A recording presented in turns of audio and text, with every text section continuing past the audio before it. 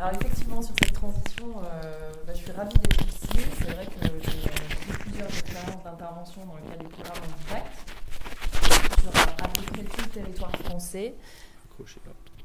Et après, ça sera bon. Alors, attends. Voilà.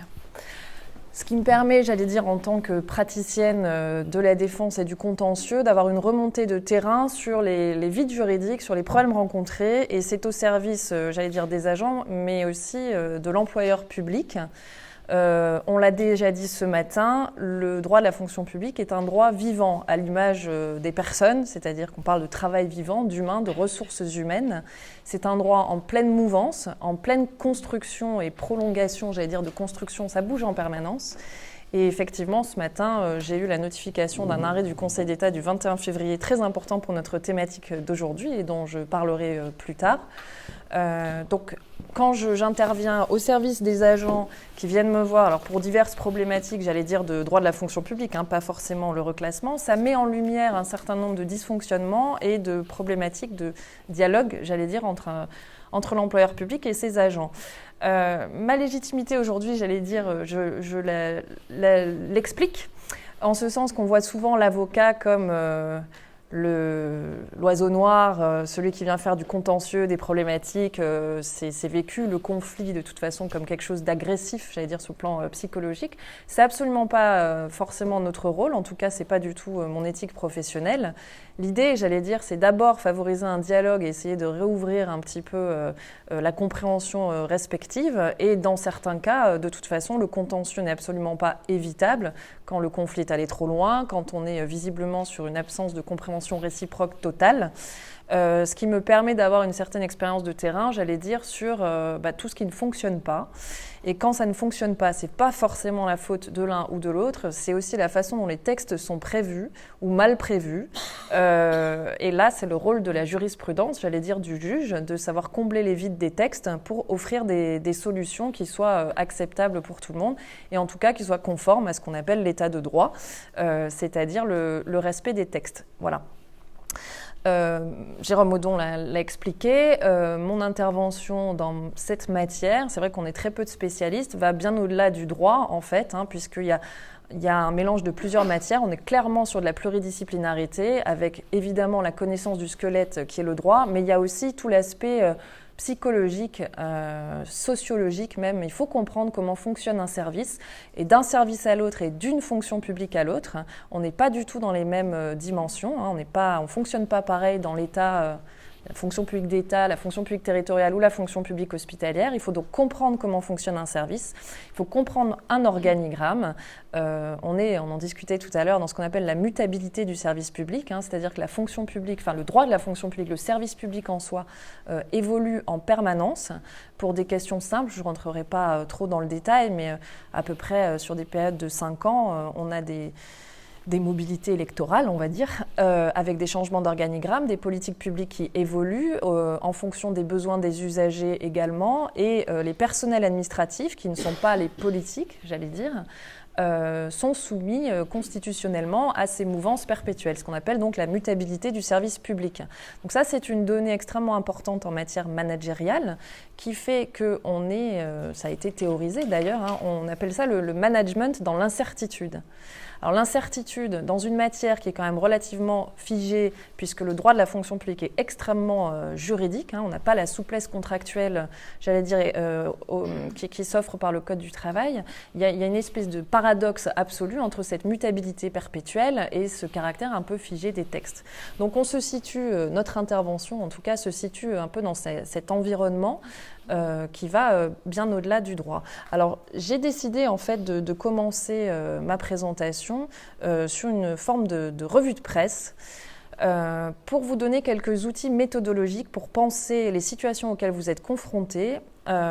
Les textes en matière de reclassement sont relativement simples à trouver et à lire, sauf qu'ils n'offrent pas toujours les réponses idoines. Et il y a quand même un ensemble de doctrines qui vous permettent d'avoir quelques outils de réflexion.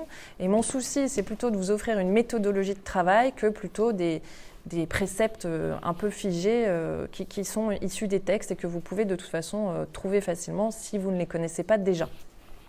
Alors sur cette petite revue de presse, j'informe pour ceux qui ne ne le savent pas déjà que la DGAFP, donc c'est la direction centrale de la fonction publique d'État qui a la grande production doctrinale en fait, des ressources humaines de la fonction publique, qui est totalement ou quasi, avec quelques adaptations transposables aux 3 versants. Et j'invite systématiquement à consulter leurs guides méthodologiques qui sont très bien faits. C'est très simple à trouver sur le portail de la fonction publique. Donc ça s'adresse en priorité à la fonction publique d'État, mais encore une fois, à condition de bien lire et de transposer par les textes, ça s'adapte aussi aux 3 versants.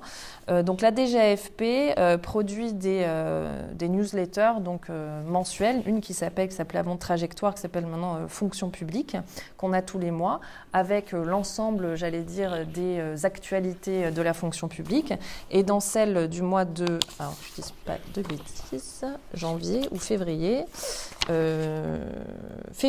il y a notamment la notification de l'ouverture d'une conciliation sur le travail des personnels handicapés. Donc ça permet déjà de suivre et il y a un mode participatif qui invite les agents aussi à faire remonter un certain nombre d'informations. Il faut voir ce service, j'allais dire aussi comme la centralisation vraiment de l'évolution des ressources humaines publiques. Et la DGAFP vient de sortir depuis le mois de janvier, donc c'est tout nouveau, on a eu le numéro 2 là en février, une revue de presse en fait, enfin une newsletter qui s'appelle Vision RH, et qui est, alors le sous-titre, La veille en France, en Europe et à l'international sur la fonction publique et les ressources humaines. Donc on emploie de plus en plus la terminologie vraiment ressources humaines, management dans la fonction publique, ce qui est relativement nouveau en termes de, j'allais dire, de présentation, où on passe d'un mode extrêmement juridique à quelque chose qu'on veut en tout cas un peu plus souple. Et dans cette newsletter qui fait 4 pages, c'est assez succinct pour l'instant, il y a des exemples de modes managériaux à l'étranger. Là, par exemple, sur le mois de février, c'est le modèle suédois appliqué à la vie au travail, pays nordique étant connu pour avoir beaucoup de bien-être dans la société en général et au travail en particulier. Donc, je vous invite vraiment à lire ces newsletters si vous ne le faites pas déjà, parce qu'il y a énormément d'informations. Et sur la newsletter, donc fonction publique, vous avez aussi le renvoi sur une autre newsletter qui s'appelle Vigie, et ça, c'est la veille juridique de la fonction publique. Alors là, c'est un peu plus initié, j'allais dire, c'est plutôt destiné à des juristes, mais vous avez la publication, en tout cas par mois, je crois, c'est publié. Vous avez donc tous les textes nouveaux qui sont publiés avec des résumés et les implications dans l'ordonnancement juridique. Donc ça, je vous invite aussi à les lire parce que vous avez énormément d'informations et ça décrypte quand même énormément le droit de la fonction publique. Il y a aussi des références doctrinales à des revues juridiques, donc on en a plusieurs très spécialisées, notamment les éditions Dalloz, la JFP, qui donnent toute l'actualité doctrinale, jurisprudentielle, textuelle du droit de la fonction publique. Donc la revue Vigie, et c'est vraiment le décryptage par la DGAFP sur tout le droit de la fonction publique. Alors tout n'est pas intéressant quand on travaille sur le handicap, le reclassement, mais on trouve quand même énormément de données. Par ailleurs, autre nouveauté, vous savez qu'en ce moment, on est en plein AP 2022. Le gouvernement est en train de lancer une très très grande réforme sur le droit de la fonction publique et les ressources humaines. Il y a des plateformes de participation.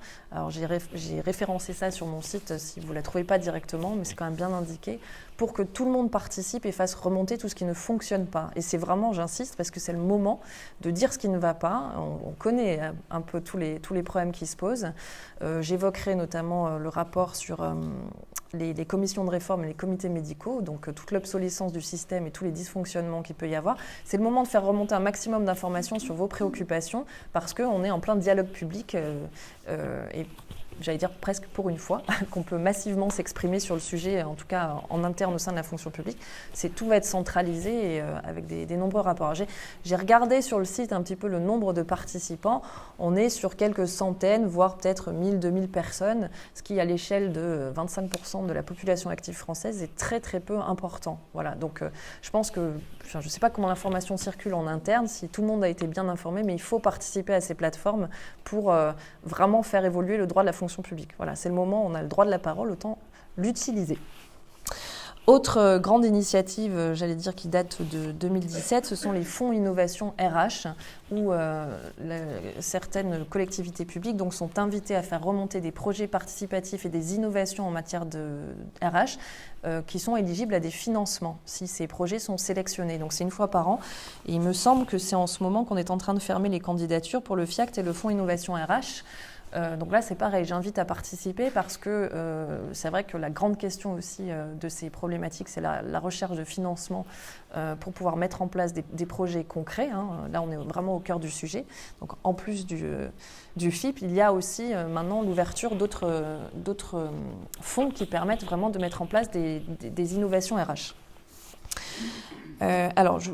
Sur le site gouvernement.fr, il y a par exemple le comité interministériel de la transformation publique, les premières mesures. Donc on est en plein cœur de l'actualité, c'est pour ça que je fais une petite revue de presse ce matin sur le sujet. Si on veut faire remonter des choses sur les problématiques, c'est en ce moment. Ensuite, il y a la publication, là je viens de voir, d'un guide des partenaires sociaux européens pour les administrations d'État et fédérales 2017, qui est extrêmement intéressant aussi sur une espèce d'analyse comparée sur ce qui se passe en Europe au niveau de la fonction publique.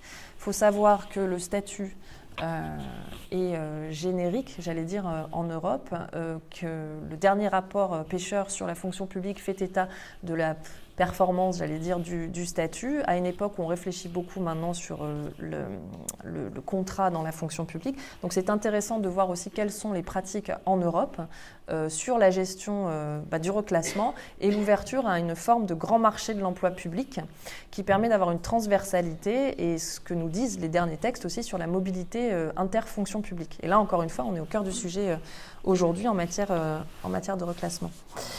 Alors, vous avez ensuite, j'ai pris l'exemple de la Gazette des communes, donc ça c'est le journal de référence, j'allais dire, un des journaux des organes de presse de référence pour les collectivités territoriales. Vous avez des dossiers thématiques, il y en a un notamment sur la carrière et l'insertion des fonctionnaires handicapés.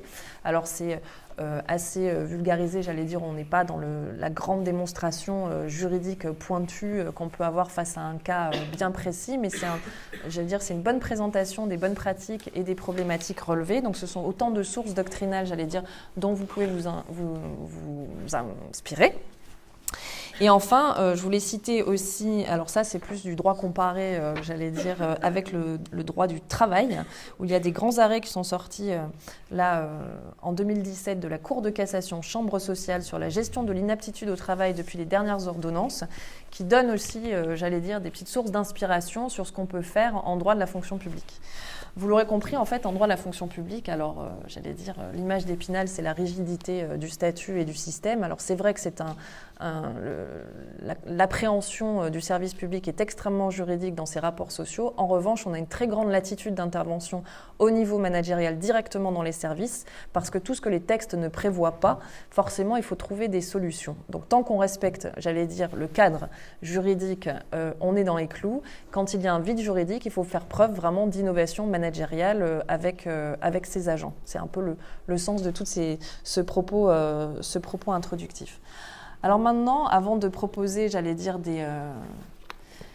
des idées et des solutions aux problèmes qui peuvent être rencontrés, je voudrais faire le panorama, j'allais dire, des constats d'où viennent les problèmes aujourd'hui en matière de reclassement, parce qu'on a des textes qui sont quand même très protecteurs, extrêmement sociaux, donc on a du mal à appliquer pour diverses raisons. Donc c'est un petit peu l'objet de mon propos maintenant, d'expliquer donc d'où viennent un petit peu ces problèmes. Alors, j'ai un peu diagnostiqué, on va dire, 3 axes. Il y a un premier axe qui va être individuel, c'est-à-dire lié à l'individu. Il y en a un deuxième qui va être plus structurel. Il y en a un troisième qui va être environnemental. Sur le plan individuel, on l'a déjà évoqué rapidement en propos introductif, la survenance d'un accident, d'une maladie ou d'un handicap, et je vous ferai les précisions terminologiques par la suite, est une épreuve en premier lieu pour l'agent. C'est-à-dire que du jour au lendemain, quand on a été totalement valide et qu'on se retrouve invalide temporairement, partiellement, voire dans les cas les plus extrêmes totalement, il y a déjà une dimension psychologique de gestion de l'individu, lui avec lui-même, j'allais dire, comprendre ce qui est en train de lui arriver, ce qui lui est arrivé et que la vie ne sera plus la même. Et il y a aussi, j'allais dire, le changement de paradigme du lien entre l'agent et son employeur, c'est-à-dire la construction identitaire qu'il a pu avoir avec son travail. Donc ça, c'est un des premiers écueils qui font que parfois, le dialogue peut être rendu très compliqué à partir du moment où il y a la survenance donc, de cet arrêt maladie. Et ça crispe en général les relations, c'est-à-dire que certaines personnes peuvent rentrer dans une forme de victimisation. Alors l'idée, c'est pas de culpabiliser du tout les personnes, ça fait partie d'un process psychologique. Donc il y a cette forme de sensation d'être victime d'une injustice. Il y a aussi le fait que l'administration, en fonction de la taille de la collectivité publique, petite parenthèse, quand je dis collectivité publique, ce n'est pas collectivité territoriale, ça vaut pour les 3 versants. Donc il y a la collectivité publique qui n'a pas forcément, c'est peut-être pas, ça c'est la grande question morale, j'allais dire, on dépasse la psychologie et le droit, mais qui n'a pas forcément vocation, ou qui n'a pas l'empathie nécessaire pour appréhender l'individu dans sa dimension. Sauf qu'il y a quand même des obligations légales en matière de maintien dans l'emploi et j'allais dire de faire en sorte que ce lien employeur-employé soit pérenne, c'est de compréhension réciproque. Voilà. Donc quand on voit une personne qui arrive, qui est complètement démunie, désarmée, et qui de toute façon ne va pas bien pour toutes les raisons que j'ai évoquées, c'est vrai que quand on a une fin de non-recevoir en face ou une institution qui parle de chiffres, d'arrêt maladie ou de procédures, on n'est pas sur la même planète éthique. Voilà. Donc c'est un des premiers freins, j'allais dire, dans la gestion de ces problèmes. Ensuite, il y a, alors on passe de l'individu à l'équipe, il y a, après l'adaptation d'un poste, donc d'une personne qui est inapte partielle sur son poste, on va dire, qui fait l'objet d'une adaptation de poste, il y a la réintroduction de cette personne dans l'équipe. Ça peut créer aussi des conflits au sein de l'équipe où le reste de l'équipe va peut-être prendre en charge la partie qui n'est plus assumée par cet agent. Il y a une réorganisation du travail qui s'impose. Si ce n'est pas préparé en amont, ça crée des frustrations et des conflits parce qu'on va se dire, bon, bah, lui ou elle, il travaille moins, du coup, ça nous retombe dessus, je ne suis pas payé plus, etc. J'allais dire, c'est des constats assez basiques, mais qui sont encore une fois assez humains. Donc il y a une intervention managériale impérative aussi à ce niveau-là pour réconcilier un peu tout le monde. J'ai eu la chance de faire une intervention dans un programme Handipact, Pays de la Loire, je crois que c'était, où il y avait des témoignages très intéressants d'une agent qui avait été victime d'un accident d'équitation, donc non imputable au service, qui avait dû reprendre le travail, et le témoignage de sa collègue de travail, et elles travaillaient ensemble depuis 15 ans, et chacune a fait état de sa souffrance psychologique, j'allais dire, parce qu'il ne faut pas croire qu'il n'y a que l'agent victime de l'accident qui souffre, il y a aussi les proches au niveau, j'allais dire, relation de travail, et c'est un choc, alors ça peut être un micro-choc comme un macro-choc pour l'ensemble de l'équipe. Donc c'était extrêmement intéressant de voir en termes de libération de parole et de témoignages réciproques ce que les uns pensaient des autres. Et notamment, j'allais dire, les maladresses qu'on peut parfois dire quand on est témoin, on pense bien faire et en fait on n'a pas du tout le discours adapté. Voilà, donc au niveau du service, j'allais dire, de l'individu, de son intégration dans l'équipe, il y a déjà donc des premiers écueils psychologiques qu'il faut tout de suite diagnostiquer et traiter pour ne pas que le conflit s'enlise. Le deuxième point, donc sur l'aspect structurel. Donc là, on va être sur le fonctionnement même du service ou de la collectivité, sans aller sur la fonction publique en général. Je parle d'un établissement, d'une collectivité territoriale, d'une administration centrale, etc. En matière de gestion des ressources humaines, traditionnellement, dans la fonction publique, on a la gestion RH qui va être plutôt administrative et on a tout le service médical. Alors, entre se mettre, j'allais dire, les conseillers mobilité carrière, l'assistante sociale, psychologue de service, il y a plusieurs pôles, j'allais dire, mais ce qu'on constate, c'est un relatif cloisonnement. Alors, encore une fois, je ne fais pas de généralité, il y a des endroits où ça fonctionne très très bien, mais il y a du fait de cette constitution de service, un certain cloisonnement entre les services qui font qu'on ne se parle pas forcément et qu'on arrive in fine auprès de l'agent avec un fonctionnement qui va être strictement procédural. Alors, je fais encore une parenthèse, mais c'est vrai que moi, dans mon travail, je ne vois que ce qui se passe très mal. Donc, je fais état de ce qui se passe mal. Quand on vient me voir, ce n'est pas pour me raconter que tout se passe bien dans le service. Donc, encore une fois, ce cloisonnement, donc j'en fais le constat dans ma pratique professionnelle, mais c'est aussi, ça fait l'objet de très nombreux rapports. Donc, ce qu'il faut arriver à faire, c'est une discussion entre les services. Où c'est vrai que la gestion du congé maladie par la simple transmission des convocations devant le comité médical ou d'envoi des arrêts maladie, ça peut être source de souffrance pour l'agent qui se voit considéré comme un numéro et pas forcément comme une personne. Voilà. Donc c'est vrai qu'il faut savoir respecter le temps d'arrêt maladie de l'agent, mais ça ne prive pas l'employeur de prendre des nouvelles ou d'essayer d'avoir une gestion un peu moins procédurière, j'allais dire, de l'arrêt maladie. Et tout ça dans la perspective, évidemment, de la préparation du retour à l'emploi. Voilà. Il y a aussi un autre frein structurel, la complexité de ces procédures.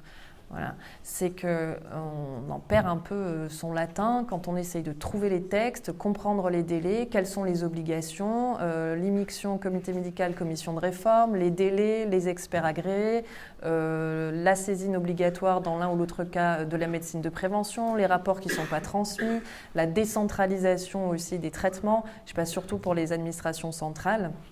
Il y a certains ministères qui ont leur centre de gestion, comités médicaux ou accidents maladie dans un endroit de France pour certains secteurs.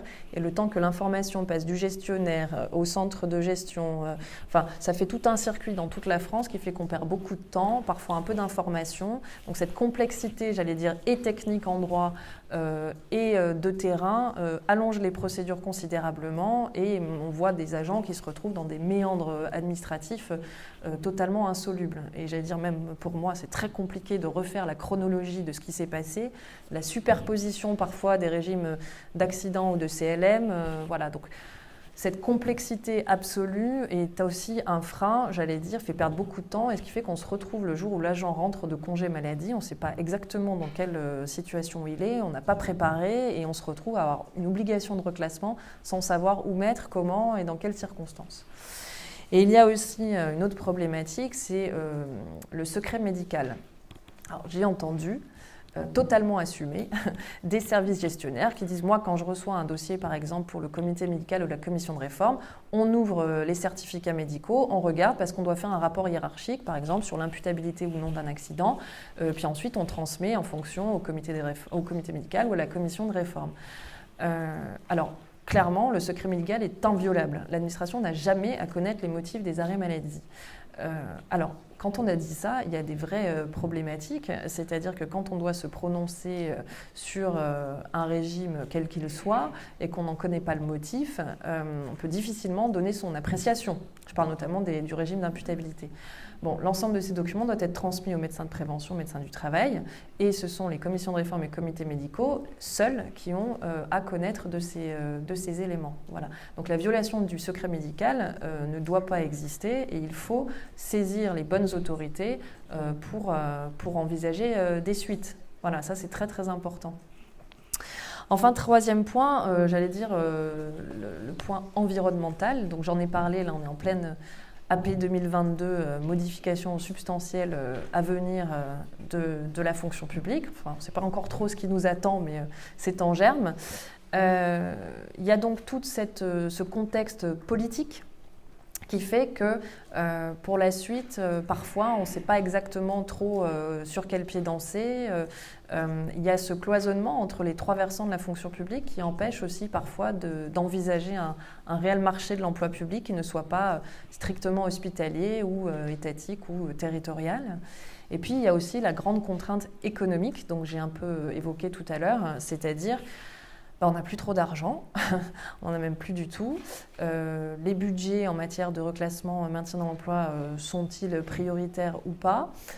Qu'est-ce qu'on envisage pour la suite ? Quand on est dans une dynamique économique où on entend éventuellement réduire au maximum le nombre de fonctionnaires, c'est déjà difficile, j'allais dire, les personnels totalement valides de les rendre mobiles. Alors évidemment, les administrations sont peu enclines à recevoir des personnes qui sont entre guillemets, diminuées. Donc il y a un contexte économique, politique, psychologique qui fait qu'on a tous ces freins.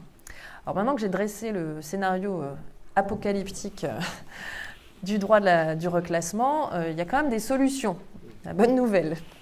Alors ces solutions, c'est ce qu'on va essayer de travailler ce matin, en tout cas en droit. Et puis en bonne pratique managériale, comme je le disais, mon intervention ne s'arrêtera pas au droit, loin de là, puisque j'en ai moi-même constaté parfois, je dirais pas l'inutilité, bien loin de là, mais l'insuffisance. Est-ce qu'éventuellement, il y a une espèce de classement de tiercé des fausses idées que vous rencontrez dans les erreurs commises et qui serait intéressant de pouvoir pointer comme étant justement les choses à ne pas reproduire, mais qui font partie un peu de l'inconscient collectif?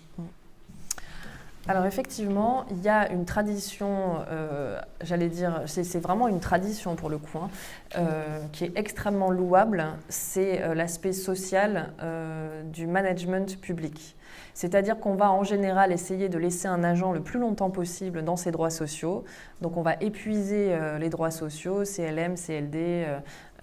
Bon, maintenant j'évoquerai, le régime de l'accident maladie a changé.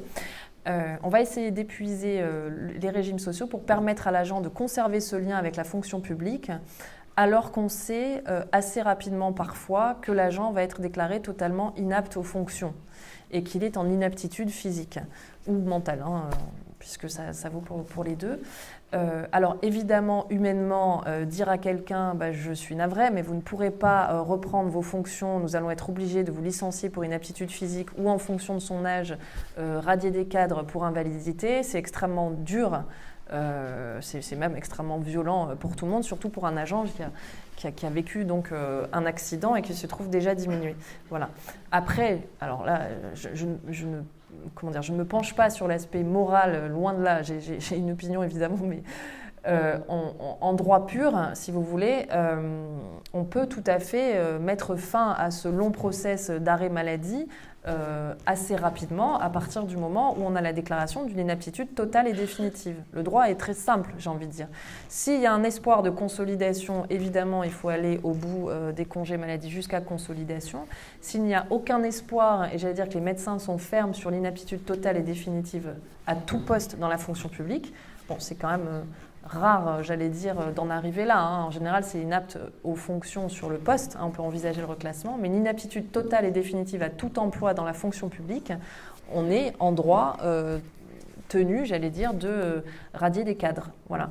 Donc, c'est pour ça que je me garde bien de l'appréciation morale, évidemment. Mais voilà, l'idée, c'est de dire non, on est obligé de garder en arrêt maladie, etc. Donc voilà, après, j'allais dire, il faut discuter avec l'agent de qu'est-ce qu'on fait par la suite. Mais c'est là où le relais du handicap il y a le relais du handicap. Et qu'en est-il des 3 propositions que l'employeur se doit de faire quand la personne est en situation de reclassement ? Voilà, alors sur l'obligation de reclassement, donc là je donnerai des points terminologiques, c'est quoi le reclassement exactement ? Il y a des propositions de poste à faire quand on a dépassé l'adaptation ou le changement d'affectation. Il y a des propositions de poste à faire à l'agent qui doivent être effectives, c'est-à-dire que l'administration doit prouver, dans le cadre d'une obligation de moyens renforcée, qu'elle a effectivement proposé des vrais postes. Alors les textes ne prévoient pas le nombre de postes. Quand il n'y en a qu'un dans la collectivité, on en propose un, c'est parfois déjà bien. Si l'agent refuse le poste qui lui est proposé alors qu'il est totalement conforme à son état de santé et aux prescriptions médicales, là encore une fois, on a l'obligation de radier des cadres. On n'a pas l'obligation de trouver impérativement un poste à un agent en fait. Voilà, s'il n'y en a pas dans la collectivité. Quand vous dites un poste, c'est-à-dire un poste vacant, un poste créé, ou est-ce que ça peut être un poste en surnombre ou un poste on fait revenir l'agent point ? Non, alors l'obligation légale, c'est tout agent doit être affecté sur un poste de son grade. Quand on ne peut pas occuper le grade pour des questions d'inaptitude, il y a toute la procédure donc, de reclassement qui va se mettre en application. Donc d'abord, on cherche à adapter le poste. Si l'adaptation n'est pas possible, aménager le poste. Si l'aménagement n'est pas possible, on va changer d'affectation, on va rester sur le même grade, on change un peu de métier, on reste dans le même corps en tout cas. Et si tout ceci n'est pas possible, c'est là où on bascule dans la notion de reclassement au sens juridique du terme. On fait un détachement de corps et on change complètement là. Voilà. Donc il faut avoir épuisé toutes ces procédures pour estimer qu'il n'y a pas de poste pour l'agent. Alors ça, je verrai dans le détail. Effectivement, ça prend du temps, ça s'anticipe, il y a des façons de le faire. Mais en tout cas, en dernier point, si vous voulez, je vous donnerai des exemples de jurisprudence très très récents là, de 2017 sur quel type de poste. Mais là, de mémoire, c'était un poste qui était proposé à un agent qu'il avait refusé parce que finalement, ce n'était pas un poste qui était conforme ni à sa formation, ni à ce qu'il pouvait faire. On ne lui avait pas proposé de reconversion, entre guillemets. Donc les textes sont quand même assez clairs sur l'obligation que le poste soit conforme à ce que l'agent est capable de faire. On ne peut pas mettre en échec un agent. Par contre, et donc c'était aussi le sens de l'observation, dans le cas d'une obligation de moyens renforcés, ça ne veut pas dire obligation de résultat. C'est-à-dire que s'il n'y a pas de poste et que l'administration rapporte la preuve qu'elle a tout mis en œuvre pour offrir un poste à l'agent, elle ne peut pas faire de miracle. Voilà. Donc elle ne doit pas garder dans ses effectifs un agent quand on a épuisé tout ça. Et puis je parlerai aussi, j'allais dire, de la dernière ordonnance donc, qui a prévu la période de préparation au reclassement. Donc là, les textes sont en train d'évoluer pour pallier ces manquements, en fait, ces vides, j'allais dire, calendaires qui font qu'à un moment, on ne sait pas où placer l'agent. Les décrets ne sont pas encore parus, et donc on les attend. Mais ça va être une des réponses en fait, pour la préparation au reclassement. Alors, toujours en creusant sur ce qu'il convient de faire ou pas, et puis n'hésitez pas à compléter mes questions pour aller répondre aux problématiques que vous rencontrez aujourd'hui. Alors, certes, ce n'est pas un décret d'application, mais plan d'action pluriannuel pour une meilleure prise en compte de la santé et de la sécurité au travail dans la fonction publique, édition 2017 de la DGFP, décidément, qui vient de aujourd'hui. L'objectif 8, accompagner les agents en situation de reclassement, rechercher les possibilités de reclassement au niveau du bassin d'emploi.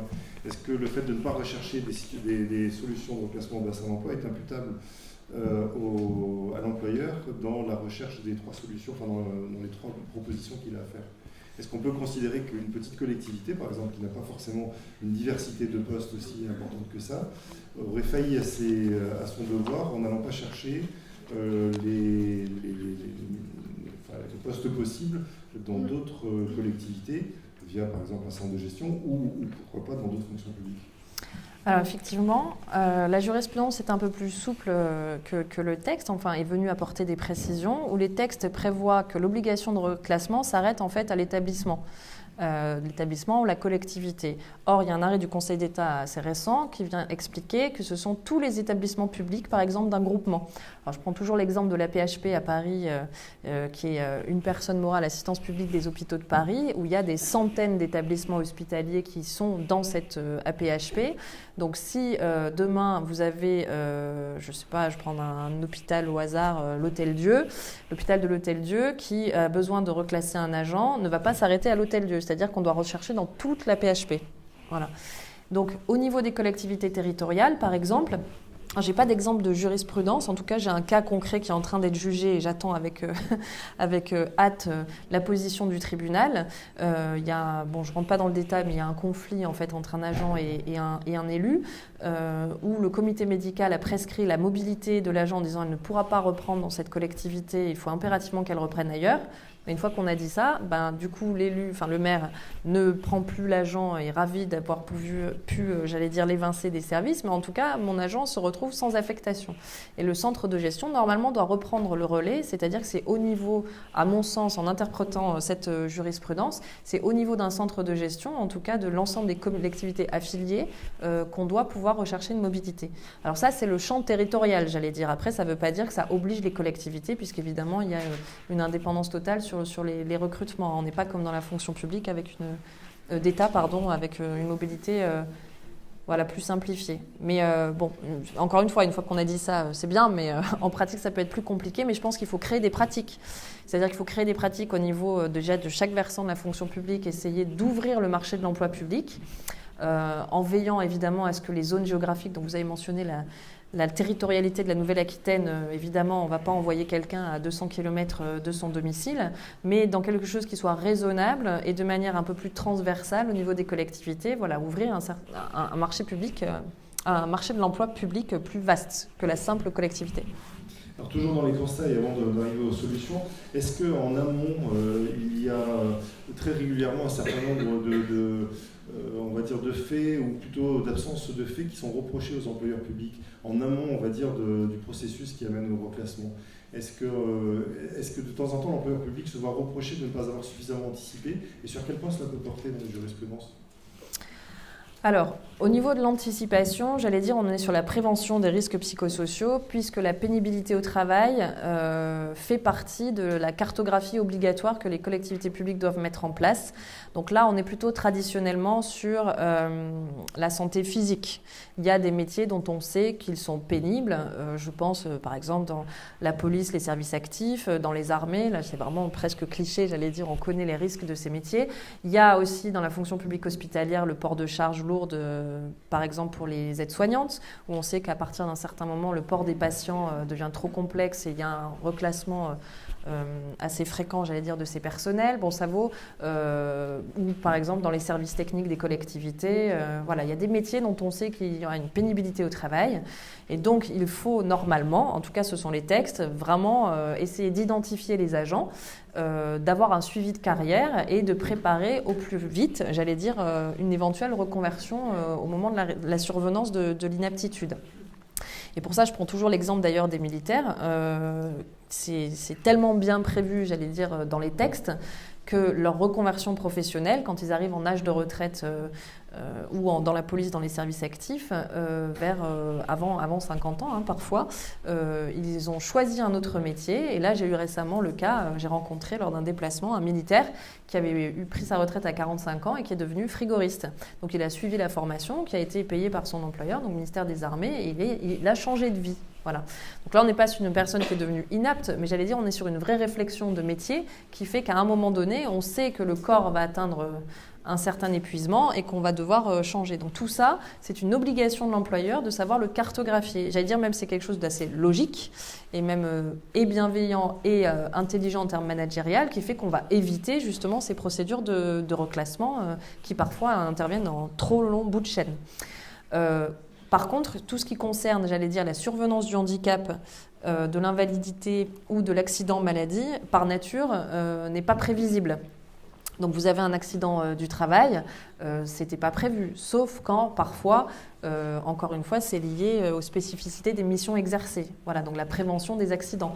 Mais si on a une imputabilité ou, j'allais dire, une personne qui subit une maladie grave et invalidante, bon ça c'est, j'allais dire, personne ne sait à l'avance comment il va évoluer dans sa vie et en fonction de la nature de la maladie, est-ce que le maintien dans tel ou tel emploi sera possible. Voilà. En tout cas, la prévention des risques psychosociaux, c'est pas uniquement remplir un catalogue, faire de la théorie, c'est une vraie appréhension humaine j'allais dire, de gestion des personnels. On doit connaître ces personnels dans leur évolution, tout en maintenant, j'allais dire, le secret médical et pas être intrusif, voilà. Mais c'est normalement aussi le terrain des évaluations annuelles, c'est de savoir comment on se projette sur l'avenir, éventuellement les plans B, entre guillemets, pour les métiers qui ont une certaine pénibilité. En tout cas, c'est réfléchir et co-réfléchir. Et là où l'employeur a cette obligation de prévention, il y a aussi du côté de l'agent de savoir y réfléchir, de ne pas être attentiste, j'allais dire, à tout ce qu'on pourra lui proposer. Ça marche dans les deux sens, évidemment. Voilà. Parmi les questions qui ont été tout à l'heure rapidement projetées, il y avait certaines questions justement sur les liens qu'il y avait médecins de prévention, commission de réforme, comité médical, et notamment la difficulté parfois à ce que les deux approches convergent, enfin, on arrive à des réponses. Est-ce que dans les jurisprudences, de temps en temps, il est imputable, effectivement, des situations qu'on reconnaît comme étant préjudiciables sont imputables à des dysfonctionnements entre médecins? Est-ce qu'il y aurait éventuellement des éléments, enfin aux médecins, en tout cas au corps médical, mais est-ce qu'il y aurait éventuellement une vigilance ou une prévenance à avoir dans le mode de fonctionnement au sein de la fonction publique sur leur fonctionnement? Alors déjà, donc je faisais référence tout à l'heure, ça c'est, je vais bien prendre 5 minutes pour traiter le sujet parce qu'il y a beaucoup à en dire. En mars ou avril 2017 a été publié un rapport de plusieurs inspections générales, donc l'IGAS, le ministère de l'Enseignement supérieur et de la Recherche, l'IGA, donc Inspection générale de l'administration. Donc vous savez, c'est les inspections qui viennent, un peu comme la Cour des comptes, vérifier le fonctionnement des administrations. Il y a un excellent rapport qui est sorti l'année dernière sur la catastrophe en pratique du fonctionnement des comités médicaux et commissions de réforme. Alors, je ne vais pas vous faire la synthèse de tout le rapport parce qu'il y a énormément de données, mais en substance, les problèmes rencontrés, ce n'est pas uniquement, j'allais dire, les avis médicaux, c'est déjà la présence même du médecin de prévention et du médecin du travail. Il y a beaucoup d'administrations aujourd'hui qui n'en ont pas. Ça, non seulement c'est un problème de respect du droit, mais c'est en pratique, ça freine toutes les procédures. dans la commission de réforme en matière d'imputabilité au service, il faut impérativement un rapport de la médecine de prévention. Tant qu'il n'y a pas ce rapport, la procédure est viciée.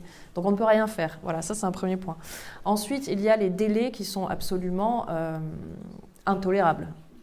Clairement, on a parfois des avis qui sont rendus au bout de 6 mois, 8 mois, 1 an. Et c'est la petite jurisprudence que j'ai lue ce matin, un arrêt du Conseil d'État du 21 février 2018. Attendez, j'ai noté quelque part, c'est très important de le retenir. Numéro 3973.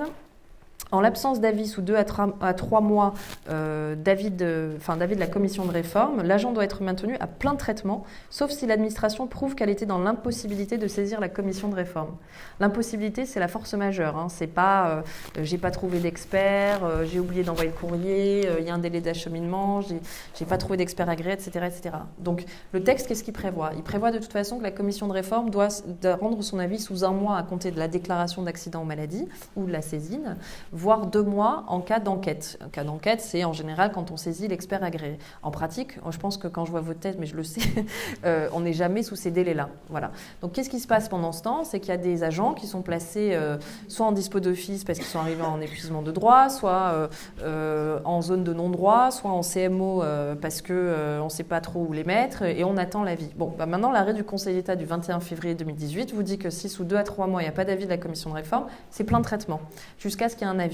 Et il y a un autre arrêt du Conseil d'État qui prescrit d'ailleurs que quand il y a eu ce plein traitement, ça va être un peu compliqué rétroactivement de faire des répétitions de l'indu, puisque si ce n'est pas au titre des services faits ou de la bonne case juridique accident-maladie, ce sera en tout cas au regard du préjudice subi pour n'avoir pas saisi les commissions. Alors j'ai envie de dire, c'est bienvenu ce type de jurisprudence parce qu'effectivement en pratique ça crée des situations désastreuses pour les agents. Par contre, à mon sens, il faudrait réformer au plus vite le fonctionnement de ces institutions parce qu'on va se retrouver dans des situations juridiques absolument, et financières même, et économiques absolument désastreuses. Voilà. Donc il faut se mettre à la place aussi de tout le monde d'ailleurs, hein, j'ai envie de dire, même pour l'employeur, il ne peut pas faire de miracle sur rendre ses fonctionnements plus rapides. Mais en revanche, un agent qui est en accident ou maladie et qui ne voit rien venir pendant 6 à 8 mois, ça impacte sa carrière, sa rémunération. Il faut aussi se mettre à la place de l'agent qui malheureusement n'a rien demandé. Voilà, accident, maladie, devant la commission de réforme, je rappelle qu'on est sur un critère d'imputabilité. Donc il y a une responsabilité, j'allais dire, causalité déterminante au travail. Voilà. Donc, autre frein dans ces commissions, j'allais dire, c'est le fonctionnement même, en fait, qui est extrêmement complexe. Parfois, on a des superpositions de régimes où on place en CLM en attendant l'avis de la commission de réforme. Ces régimes ne sont pas superposables. Le congé longue maladie, il n'y a pas de critère d'imputabilité. Alors, c'est la commission de réforme qui doit se prononcer. Et quand on est sur un régime d'accident maladie, on n'est pas sur un régime de CLM-CLD. Depuis l'ordonnance du 19 janvier 2017, d'ailleurs, les textes, la loi statutaire prévoit maintenant la définition de l'accident et de la maladie. Il y a une présomption d'imputabilité quand il y a une circonstance de lieu et de temps, c'est-à-dire quand l'accident ou la maladie surviennent sur le lieu de travail ou durant le temps de travail, on a donc une présomption d'imputabilité. Avec cette présomption d'imputabilité, la renversée, donc c'est la charge de la preuve revient à l'employeur, ça peut être conclu relativement rapidement. Alors là où ça pose le plus de problèmes, c'est plutôt tout ce qui va être risques psychosociaux, souffrance au travail, souffrance de santé mentale au travail. Déjà, il y a une subjectivité un peu plus dense qu'en matière d'inaptitude physique. Et puis, ça implique aussi des responsabilités maintenant qui vont devenir de plus en plus lourdes pour les employeurs. Donc, on traîne un petit peu pour reconnaître l'imputabilité au service. Voilà. Alors là-dessus, je renvoie à un rapport extrêmement intéressant de la CPAM qui est sorti là au mois de janvier. Alors CPAM Sécurité sociale, qui vaut donc pas pour les titulaires de la fonction publique, mais en tout cas pour le droit privé et pour les contractuels de la fonction publique, y compris les praticiens hospitaliers ou quelques statuts dérogatoires. Et qu'est-ce qu'on lit dans ce rapport ? Une forte hausse donc, des suicides au travail, tout en indiquant que les statistiques ne sont pas forcément extrêmement exactes. Une très très forte hausse des accidents du travail liés aux risques psychosociaux. Et pour donner un exemple, les maladies professionnelles liées aux risques psychosociaux au travail, en 2010, je crois qu'il y avait eu une reconnaissance de 10 ou 30, je ne sais plus exactement. En 2016, il y en a eu 596. Je n'ai plus les chiffres exacts, mais on est sur ce delta-là. Alors, on me dirait 596 à l'échelle d'un pays, c'est peut-être pas énorme, mais je rappelle qu'en matière de droit privé et à la sécurité sociale, la maladie professionnelle ne peut être reconnue qu'à compter de 25% d'IPP. C'est déplafonné pour l'instant encore dans la fonction publique et on attend le décret qui va fixer ce pourcentage. En toute logique, ça devrait être aligné sur le régime privé. Voilà. Donc, ce qui fait qu'on a quand même une explosion des cas accidents et maladies, que ça, c'est une donnée qui est un fait, alors que les chiffres soient exacts ou pas, de toute façon, c'est un fait qu'on constate aussi en matière de contentieux, et qu'aujourd'hui, quand on voit encore, pour répondre encore à la question, quand on voit encore des formulaires de déclaration d'accident de service qui font état de lésions ou de circonstances d'accident, on n'est clairement pas dans les circonstances d'une problématique de santé mentale au travail. Voilà. Et là-dessus, donc une autre des problématiques sur la gestion des accidents maladies, c'est ces formulaires qui sont requis par l'administration ne sont pas requis par les textes. Et moi, je fais beaucoup de contentieux là-dessus et j'insiste même pour que ce soit vraiment, qu'on change les usages au sein des administrations. Vous avez des centres de gestion, encore une fois, donc par ce cloisonnement qui gère le dossier, qui disent « je ne peux pas traiter votre dossier, vous ne m'avez pas renvoyé le formulaire ».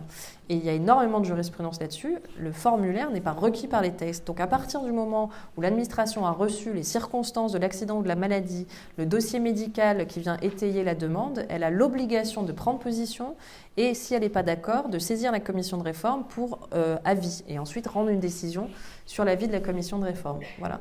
Donc ces formulaires, ça peut être bien au niveau administratif et pour gérer, mais en tout cas, si un agent ne l'a pas renvoyé, vous êtes obligé de saisir la commission de réforme pour avis, en cas de refus évidemment, hein, puisque je rappelle que la commission de réforme n'est saisie que lorsque l'administration refuse l'imputabilité au service. Voilà, donc il y a énormément de dysfonctionnements, et là, encore une fois, on n'est pas sur d'un problème de droit, ou alors, j'allais dire, on est sur des usages qui se sont perpétrés dans le temps, mais qui n'ont pas lieu d'être, parce que ce type d'usage, malheureusement, ralentit énormément les procédures. Voilà. Et je ne parle pas aussi du désert médical, c'est-à-dire dans certaines spécialités, on est en manque cruel d'experts agréés, pour des questions de territorialité, pour des questions de maladie. Donc quand on n'a pas un expert sous la main rapidement, là tout de suite on prend encore plus de retard. Et j'allais dire, les experts psychiatres aujourd'hui sont absolument débordés. Donc pareil, là c'est pas forcément une question de désert médical, c'est une question de temporalité. C'est-à-dire que il y a trop de rendez-vous, il y a trop de rapports à faire, voilà. Outre aussi ce que pointe le rapport sur la rémunération aussi des experts agréés. Je freine encore un peu trop, peut-être, vous me le dites si jamais vous avez vraiment envie d'arriver sur les solutions, mais il me semble qu'il y a un certain nombre de questions malgré tout qui méritent d'être un tout petit peu creusées. Alors parmi celles-ci, il y avait celles qui nous avaient été posées sur les fameuses PPR, est-ce qu'elles existent, est-ce qu'elles n'existent pas, donc les périodes de préparation de reclassement, et au-delà de ce dispositif pour lequel on attend je crois, encore un décret d'application, il y a la question justement de la capacité à utiliser le temps de congé longue maladie. Donc en fait la question statutaire de est-ce qu'on peut utiliser cette période-là, est-ce qu'il y a un ajustement on va dire de la fonction publique, du droit de la fonction publique sur le droit privé, puisque dans le droit privé aujourd'hui c'est reconnu ou pas encore. Alors, justement, de manière un peu plus large d'ailleurs que cette question de la préparation au reclassement, je vais m'attarder un petit peu sur l'ordonnance du 19 janvier 2017, que j'ai déjà citée là sur la définition de l'accident de la maladie, qui prévoit dans son article 9 donc une période de préparation au reclassement, qui peut durer jusqu'à 1 an, qui compte comme service effectif et qui est rémunéré à plein traitement pour l'agent. Donc, comme j'ai dit tout à l'heure, nous attendons le décret d'application. Alors j'ai une procédure en cours en ce moment où j'ai demandé l'application du texte et mon contradicteur m'a dit qu'il n'y a pas d'application à avoir puisque le décret n'est pas sorti. Ça n'empêche pas, j'allais dire, de trouver une case administrative pour l'instant pour essayer de rendre ce texte vivant, puisqu'un texte sans décret d'application évidemment n'est pas un texte vivant. Donc le décret est en pourparlers actuellement, donc ça devrait être imminent s'il y a un consensus en tout cas. Et en théorie en tout cas, qu'est-ce que ça va être ? Ça va permettre de combler un vide substantiel qui fait qu'à partir du moment où l'agent est déclaré apte aux fonctions mais avec restriction médicale, l'administration, puisqu'il vient de revenir avec son avis médical, l'administration n'a pas forcément pu anticiper, donc il faut trouver un poste, ça prend du temps. Donc l'agent soit va devoir envisager une formation pour changer de métier, c'est-à-dire qu'on lui a trouvé un poste mais il doit faire l'objet d'une formation. Soit on n'a pas encore trouvé de poste mais il y en a peut-être un qui va se libérer, ou effectivement vous le soulignez, il y a une création de poste idoine, donc ça dépend des administrations. Les créations de postes, c'est l'administration, il y a une vacance de poste, il y a une ouverture à candidature, ça ne se fait pas non plus sur mesure, il y a des textes à respecter, un peu comme les marchés publics. Voilà, donc il y a tout un tas de solutions qui peuvent être envisagées. En tout cas, cette période de reclassement va éviter l'écueil qu'on a aujourd'hui, c'est la mise en dispo d'office pour raison de santé. Il y a énormément de jurisprudence là-dessus.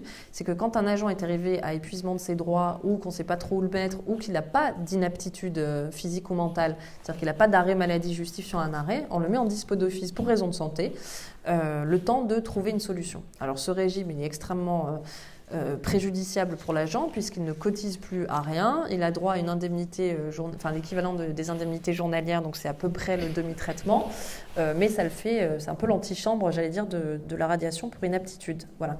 Donc ça, c'est extrêmement sanctionnant pour l'agent, et surtout juridiquement, si l'employeur public n'a pas rempli son obligation de reclassement avant de le placer en dispo d'office pour raison de santé, ce sera immédiatement annulé, suspendu en référé.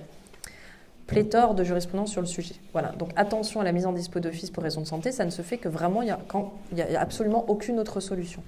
Donc la préparation au reclassement va permettre en fait d'éviter ces placements en dispo d'office pour raison de santé, et on a 1 an pour trouver une solution. Voilà. Donc pendant cette année-là, et là c'est aussi toute la richesse de cette ordonnance, c'est d'avoir créé le compte personnel d'activité, où maintenant on a ouvert la formation aux agents, y compris pour un projet de reconversion dans le privé. Alors qu'avant c'était beaucoup plus restreint, il fallait que ce soit dans l'intérêt du service, le choix de la formation. Moi j'avais des agents qui par exemple ont vécu des situations de harcèlement moral, qui étaient absolument... je pense à une directrice de la culture, par exemple, qui dirigeait un théâtre, qui a fait un burn-out, qui a été victime d'un gros conflit politique, qui ne voulait plus entendre parler de culture, et qui a fait une reconversion en psychopathologie au travail, et qui avait demandé à son employeur le financement de cette formation. Et à l'époque, c'était avant ces textes, on lui avait dit nous n'avons pas de besoin dans la collectivité. Bon. Je pense qu'il y a beaucoup de besoins en ce moment sur le sujet. En tout cas, à l'époque, c'est la réponse qui lui avait été faite. Et en droit, c'était tout à fait justifié. À partir du moment où il n'y avait pas, c'était pas inscrit sur les objectifs formation de la collectivité, où il n'y avait pas d'ouverture de poste, en toute logique, on ne va pas financer les projets personnels d'un agent. Voilà, ça c'était avant. Maintenant, le compte personnel d'activité va pouvoir permettre de financer une reconversion, y compris dans le privé. Donc ça, j'allais dire, c'est aussi une invitation à la reconversion hors fonction publique. Voilà. Donc il y a tout un... Bon, c'est pas le sujet aujourd'hui, le compte personnel d'activité, mais il y a tout un tas de possibilités qui vont être offertes aujourd'hui pendant cette année de préparation au reclassement pour permettre à l'agent de rebondir professionnellement. L'idée, évidemment, c'est rebondir au sein de la collectivité, de la fonction publique en priorité. En tout cas, c'est le droit du reclassement. Vous avez une question ? Excusez-moi. Dans le cadre de la préparation au reclassement, l'agent qui a été déclaré inapte et qui est en congé de maladie peut-il suivre des formations ? Voilà, alors ça c'était une autre question que je voulais aborder. Sur l'anticipation, j'allais dire, de la préparation au reclassement. Cette année de préparation au reclassement, elle est aussi faite, pour toutes les raisons que j'ai évoquées, mais aussi pour le fait qu'on n'ait pas anticipé ou qu'on n'ait pas pu anticiper avant. Aujourd'hui, il y a des collectivités qui offrent la formation durant le congé maladie avec des assurances spéciales. À partir du moment où vous avez... j'allais dire, c'est plus un usage que vraiment réglementé. En tout cas, il n'y a pas d'interdiction de principe. Le principe du droit de la fonction publique, c'est que vous êtes dans une case. Soit vous êtes en activité, soit vous êtes en arrêt maladie, soit vous êtes en formation. Alors, doubler des cases, ça fait un peu bugger le système. C'est-à-dire que vous ne pouvez pas à la fois être en formation et en arrêt maladie. Alors, c'est plus un problème de cases qui se superposent que d'incompatibilité majeure entre l'état de santé et la formation. Donc là, j'allais dire, on peut essayer de faire des conventions qui soient extrêmement bien encadrées au niveau juridique, avec un avis médical qui n'interdit pas sur le plan physique, évidemment, la formation, un vrai projet qui soit collaboratif, voilà, entre l'agent et l'administration, pour que l'agent ne puisse pas dire « on m'a imposé, j'étais en arrêt maladie », etc. Voilà. C'est vrai qu'après, en tant qu'avocat, on est extrêmement prudent, aborder l'ensemble des cas et des scénarios qui peuvent éventuellement survenir. Mais s'il y a l'accord réciproque, si derrière il y a un vrai projet professionnel et que l'état de santé de l'agent n'est pas incompatible avec le fait de suivre une formation, y compris, au niveau des horaires, des sorties, etc., il n'y a pas d'interdiction de principe. Voilà. Il y a par contre, je crois, la DGFP a été assez claire sur le fait de dire en posture, projet maladie, on n'a pas le droit. Donc c'est-à-dire qu'il faut changer de position, pardon, pas de posture, mais de position. Je ne connais pas les termes juridiques, mais je crois que c'est ça. Il faut changer de position à ce moment-là si on veut faire. C'est ça. Voilà, c'est pour ça, d'où cette année de préparation au reclassement. En fait, c'est qu'à un moment donné, là, il y a une réponse gouvernementale assez ancienne et qui fait encore qu'on est dans le respect des textes. Si vous avez une personne qui n'a pas d'inaptitude à la formation, on va basculer sur le régime formation, en fait, ce que permet maintenant le compte personnel d'activité. Et si jamais on n'est encore pas dans ce cas-là, il faudra voir les circonstances, les scénarios d'application, de la préparation au reclassement. En tout cas, les usages qu'on avait un peu essayé de mettre en place pour anticiper le reclassement vont commencer maintenant à avoir un cadre légal. Bon, alors vos chuchotements disent long sans doute sur les tas de questions que vous avez à poser ou les interrogations, ou peut-être ce qui vous a un peu heurté. Alors, vraiment, c'est le moment. On arrivera sur les solutions à chaque fois. Maître Mazard, on sera bien sur la dernière partie des solutions. Mais peut-être qu'à ce stade-là, voilà. Moi, c'est l'agent qui est en préparation de reclassement, sur quel statut d'activité. Quel poste. Non, alors justement, c'est ce que je disais. Pour l'instant, ça n'existe pas encore parce qu'il n'y a pas le décret d'application. Donc le décret déjà va apporter un certain nombre de réponses, mais c'est une nouvelle, j'allais dire pas position d'activité, mais c'est une nouvelle case. C'est-à-dire que l'agent sera en préparation au reclassement. Et ce que nous dit le texte pour l'instant, c'est que c'est 1 an maximum et c'est considéré comme du service effectif et c'est payé à plein traitement. Voilà. C'est tout ce qu'on sait pour l'instant. Donc la couverture de l'agent dans le cadre de ses déplacements en formation, c'est pris au titre d'un service, d'une activité. C'est-à-dire qu'il y a une couverture du risque. Ah bah oui, de toute façon, oui. Alors, la position, malgré tout, est un peu différente selon les fonctions publiques. C'est vrai que, par exemple, les centres de gestion, en tout cas un certain nombre d'entre eux, ont pris des options en disant on va avoir une couverture d'assurance privée, ce qui n'est pas le cas de l'État, qui est son propre assureur. Et donc, en général, la posture des services publics État est beaucoup plus mitigée sur la capacité à pouvoir assurer le risque, entre guillemets, d'un accident qui surviendrait pendant la réunion. Après, il y a plusieurs questions qui se posent aussi. Alors là-dessus, l'ordonnance de 2017 donne les circonstances de présomption d'imputabilité au service des accidents, notamment les accidents de trajet, par exemple. Ce que va déterminer le décret, j'imagine, c'est où doit être l'agent, où doit être placé l'agent physiquement, j'allais dire, pendant la période de reclassement. L'idée, c'est pas de payer quelqu'un pendant 1 an chez lui à réfléchir à son avenir. C'est-à-dire que là, on va avoir besoin d'avoir des méthodes, des mesures d'application très concrètes. Est-ce que l'agent doit être sur son lieu de travail, dans quelles circonstances? Est-ce que la préparation au reclassement, à mon sens, s'entend surtout comme un projet de reconversion. Donc c'est calé un petit peu sur la formation. Je pense que l'idée, c'est d'éviter d'avoir des agents en dispo d'office pour raison de santé et de les maintenir dans le process maintien dans l'emploi. Voilà, mais bon, on attend le décret. Autre question.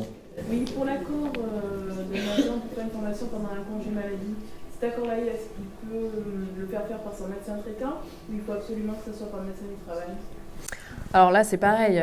Comme on va basculer d'un arrêt maladie, d'une inaptitude physique sur un régime de formation, de toute façon, on est obligé de passer par le régime formation. Donc, il faut un avis d'aptitude et par le médecin traitant, mais en accord avec la médecine de prévention. D'ailleurs, la dernière ordonnance donne un peu des pistes là-dessus, puisque maintenant, le mi-temps thérapeutique, on ne passe plus par le comité médical, mais on passe par l'accord, le co-accord, j'allais dire médecin traitant, médecin du travail. Et s'il y a des accords, en fait, qu'on est obligé de saisir les instances médicales. Enfin non, maintenant, c'est médecin traitant. Et après, le médecin agréé pour voir si... Oui, enfin un médecin agréé, oui. Alors, il y a plein de questions, je vais vous donner la parole. Juste, j'ai une suggestion à vous faire. Comme notre dynamique aussi, c'est de créer le réseau, c'est de nous connaître, c'est de pouvoir nous appliquer, je vous propose de vous présenter, parce qu'on n'a pas eu le temps, vous avez compris pourquoi, de faire un tour de table qui aurait été un peu long. Donc, du coup, peut-être juste quand vous prenez la parole, mais de dire d'où vous venez, comme ça nous permettra de vous repérer et aux uns et aux autres de dire tiens, ça y est, j'ai repéré. Il y a quelqu'un qui est dans mon territoire ou dans une problématique, dans un domaine, et puis après, Conseil départemental de la Corrèze. Une question dans le cadre d'une organisation en attendant la préparation au reclassement. Si l'agent pour lequel il y a eu toutes ces autorisations est en CLM et victime d'un accident en allant sur le lieu de trajet, dans quelle position statutaire administrative on le place, puisqu'il est censé être en CLM, avec une autorisation médicale ou une autorisation tacite d'une administration, s'il a un accident de travail avec arrêt ou accident de trajet sur le lieu de formation, dans ces situations-là, en attendant que cette préparation et l'application soit mise en œuvre, dans quelle position statutaire on le place? Alors là, du risque pro, ouais. dans ce cadre-là. Mais comme on l'a dit, de toute façon, il ne peut pas être en CLM et en formation. Voilà, on est obligé de basculer de régime. C'est-à-dire qu'en fait, si vous voulez, je vais préciser mon propos tout à l'heure, c'est-à-dire que vous pouvez avoir un arrêt maladie justifié pour des tas de raisons, mais qui ne vous rend pas inapte à la formation. Donc il faut basculer de régime entre CLM et formation, tout en ayant, j'allais dire, en fond. Enfin, en tout cas, pour l'instant, c'est la seule chose qu'on peut faire, en fait. En fond, cette inaptitude médicale, c'est-à-dire que l'agent ne peut pas être apte à reprendre ses fonctions. En tout cas, il peut être apte à suivre une formation. Voilà ce que sera la préparation au reclassement. Mais j'ai envie de dire, c'est compliqué parce que la préparation au reclassement, l'agent est censé être apte à la reprise et simplement, on prépare son reclassement. Donc là, je n'ai pas de données non plus à vous donner sur est-ce que l'agent est toujours inapte et on le prépare au reclassement ou est-ce qu'il est déclaré apte à la reprise avec restriction et là, on prépare son reclassement. Il faut arriver à... Voilà. La préparation n'existant pas, on est obligé d'avoir un accord médical considérant que la personne peut suivre une formation et lui permettant de changer de position statutaire. Sinon, on ne porte pas. C'est là où le compte personnel d'activité va faciliter un petit peu d'ailleurs le régime de la formation. Il y a plus de souplesse que ce qu'on avait avant. Ouais.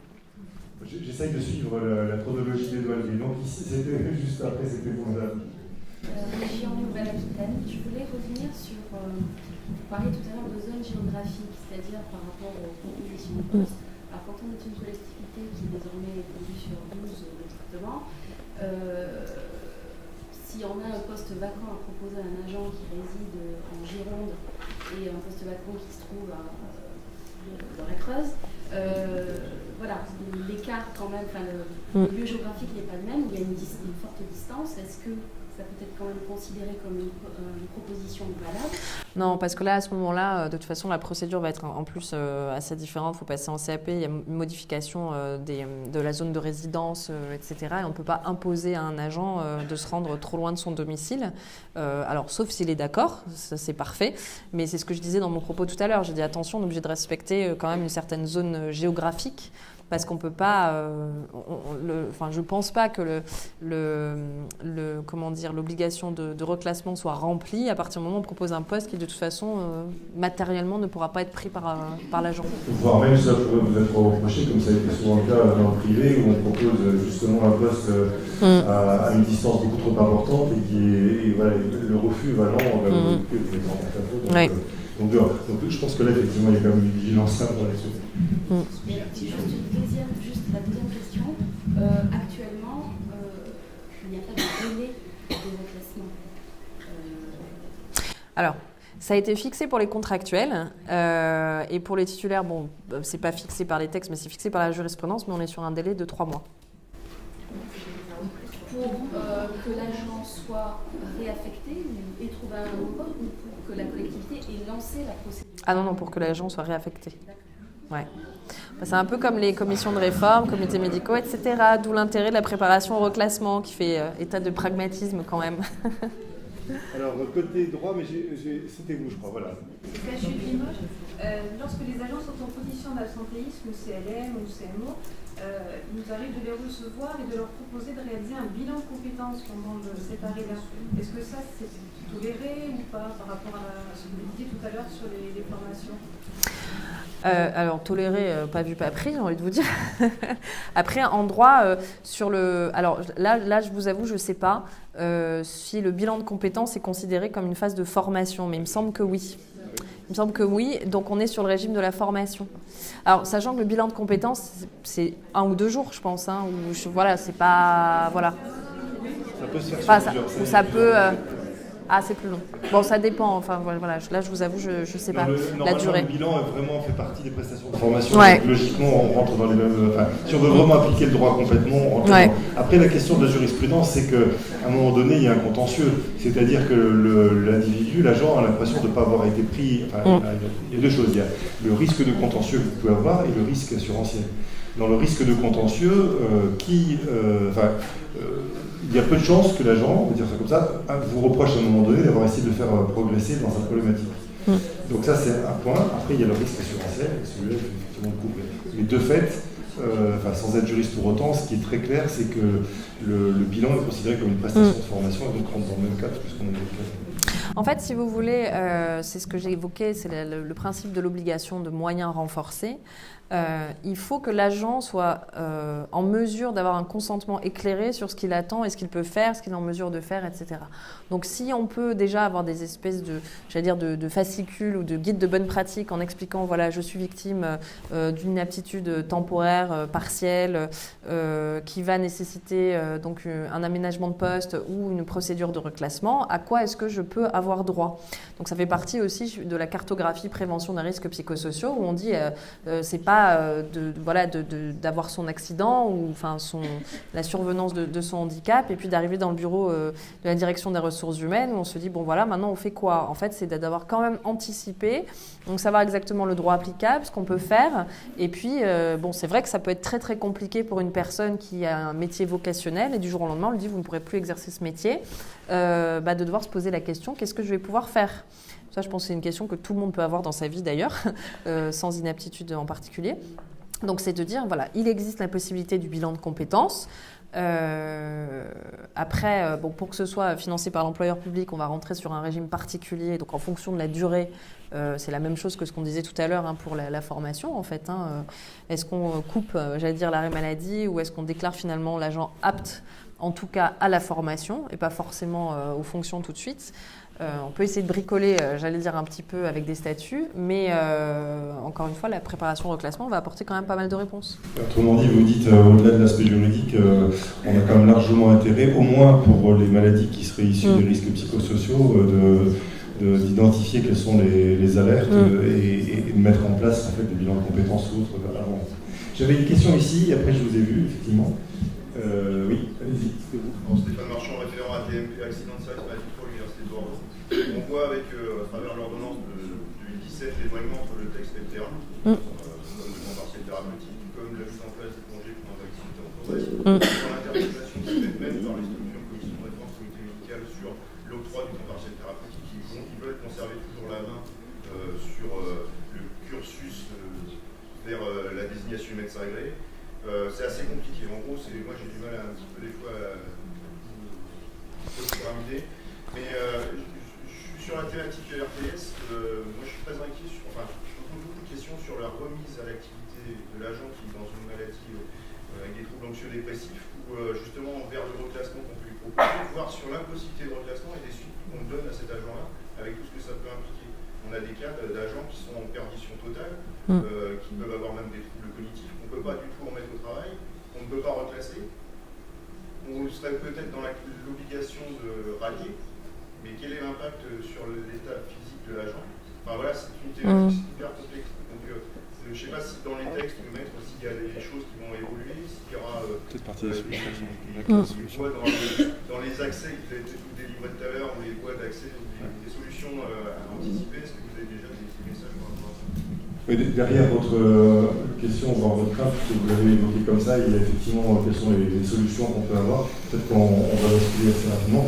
Il y avait une dernière question, toujours sur les constats que vous vouliez poser, et puis après je vous propose qu'on passe aux solutions, quitte à ce qu'on revienne derrière, évidemment, sur les constats. Marie-Alexandre Corbeau, je travaille au rectorat de Limoges et je suis comme mes collègues là, sur les AT&T, congés longs, action sociale, pension et correspondance handicap. On parlait justement juste avant des bilans de compétences. Nous, on a une orientation qui est un petit peu différente. C'est que on autorise nos salariés à faire des bilans de compétences à condition qu'ils aient été bien sûr vus et que ce soit en accord avec l'employeur.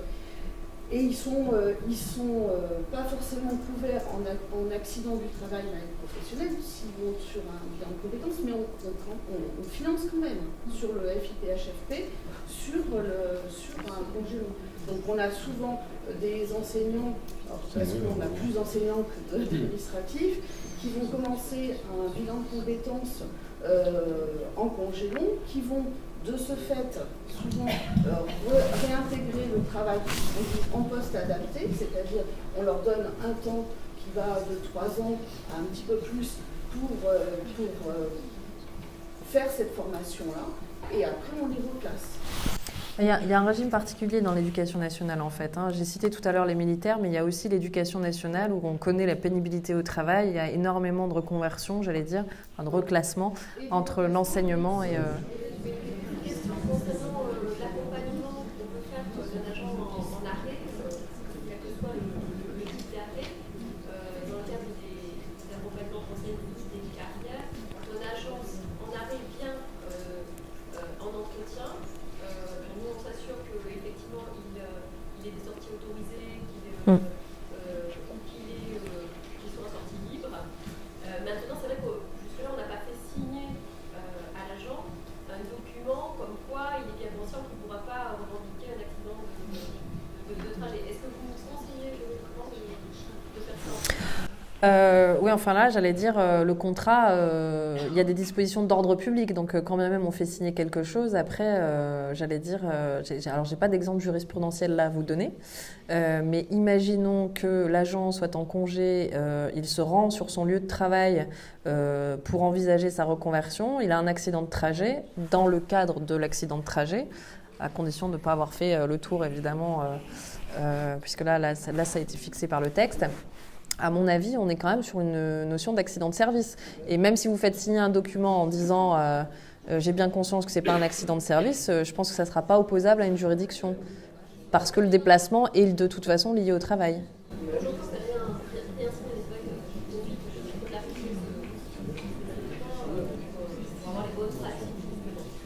Non, mais de toute façon, il n'y a pas de vraie question à se poser parce que l'accident de trajet, que ce soit pendant l'arrêt maladie ou pendant l'activité, ça reste un accident de trajet en fait. C'est pas parce que il est dans la, ça change après, mais enfin bon, en étant en arrêt maladie, il conserve un lien avec le service public quand même, avec son employeur. Donc si on envisage la suite. Un agent qui est en arrêt maladie, qui vient sur son lieu de travail suite à un rendez-vous avec la RH.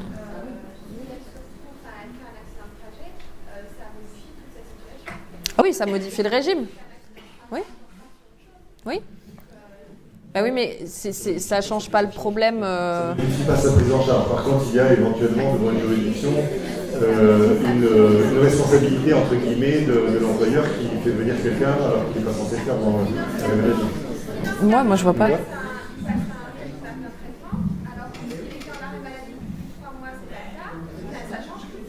Oui, mais je suis d'accord avec vous, mais le problème, c'est qu'un agent qui a un accident, c'est pas prévisible. Donc, il ait son accident en essayant de penser à sa reconversion ou un accident en étant en activité, ça reste un accident. Il n'y a pas de problème. S'il était en activité, il est sur son lieu de travail, il travaille, il a un arrêt, c'est imputable au service. S'il est en arrêt maladie et qu'on se demande de venir parce qu'il a eu en formation, c'est pas du tout le même cas. Oui, mais si vous lui demandez de venir, c'est qu'il y a un intérêt pour le service, c'est en lien avec le travail.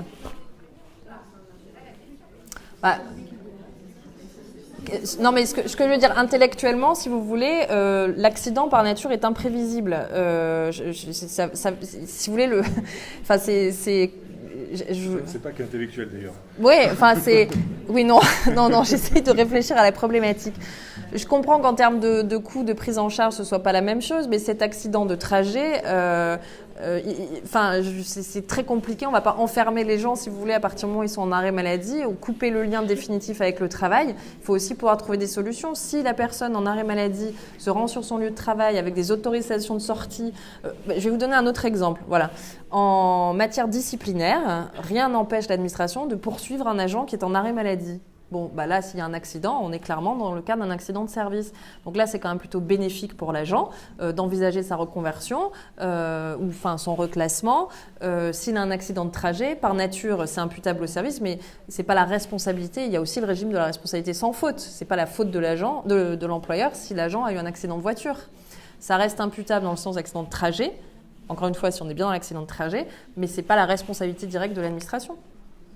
Ce qui est probable, c'est que l'avocat ne fasse pas porter son contentieux sur cette partie-là, puisque là, au contraire, c'était plutôt au bénéfice d'une solution, et non pas à charge, on va dire, de l'agent. Bah oui, de toute façon, l'accident fait partie de la nature humaine, j'allais dire. Malheureusement, il y a un degré d'imprévisibilité qui fait que ça arrive dans le temps de travail ou que ça arrive là, dans ces circonstances-là, c'est un accident. Oui. Vous avez indiqué tout à l'heure par rapport n'hésitez pas à vous présenter. Marianne Nivernet de mairie de Niort. Vous avez parlé tout à l'heure par rapport au secret médical. Moi, j'ai quand même une interrogation parce que pour pouvoir instruire un dossier d'ATMP, on a quand même bien besoin d'avoir la pathologie, puisqu'en plus, on est destinataire du volet 1 avec la pathologie. Donc, à quel moment le secret médical, à quel moment on l'interfère dans le secret médical, dans cette procédure? Bah, vous n'êtes pas censé lire toutes ces informations, en fait. Non, mais en droit, vous n'êtes pas censé... Ah oui, mais pour ce cas en particulier, oui. Ouais. Ah si, non, alors là, je vous assure que les arrêts maladie, accidents maladie, l'administration n'a aucun droit à avoir accès au dossier médical. Hein. Ah non, mais si vous le faites, c'est un fait, mais moi je vous dis qu'en droit, il y a un secret médical qui est inoppose-able. C'est le code de la sécurité sociale et c'est précisé dans le cadre du fonctionnement du ministère. Par exemple, moi je ne suis pas médecin et j'ai une habilitation spéciale.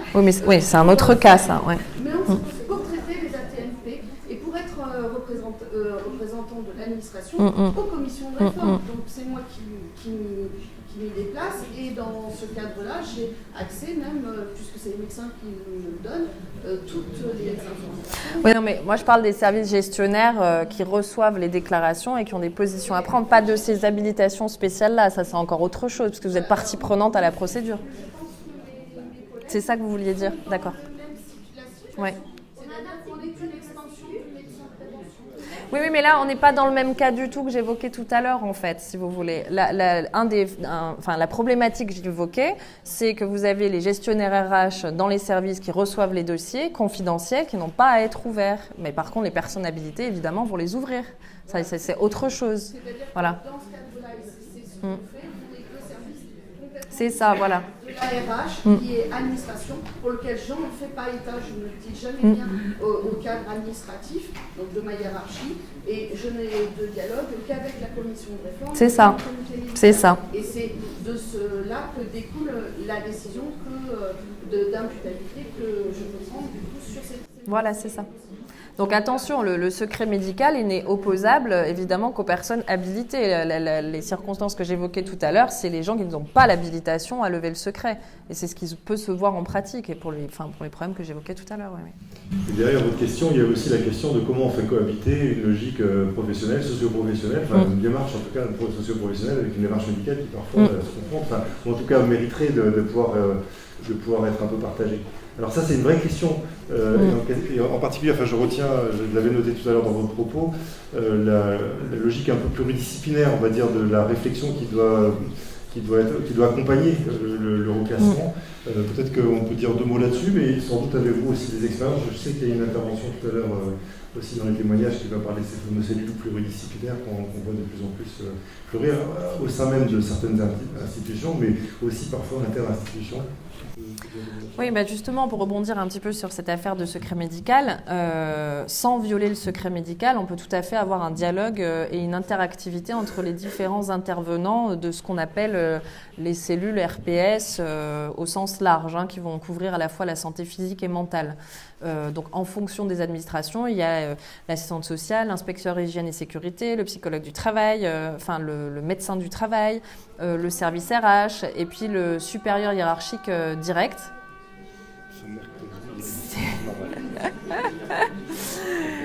Il n'y a pas d'alerte incendie, tout va bien. Le supérieur hiérarchique direct, qui est quand même, le management de proximité, j'allais dire, qui est le premier réceptacle en fait des situations de service. Donc là, je pars hors procédure évidemment.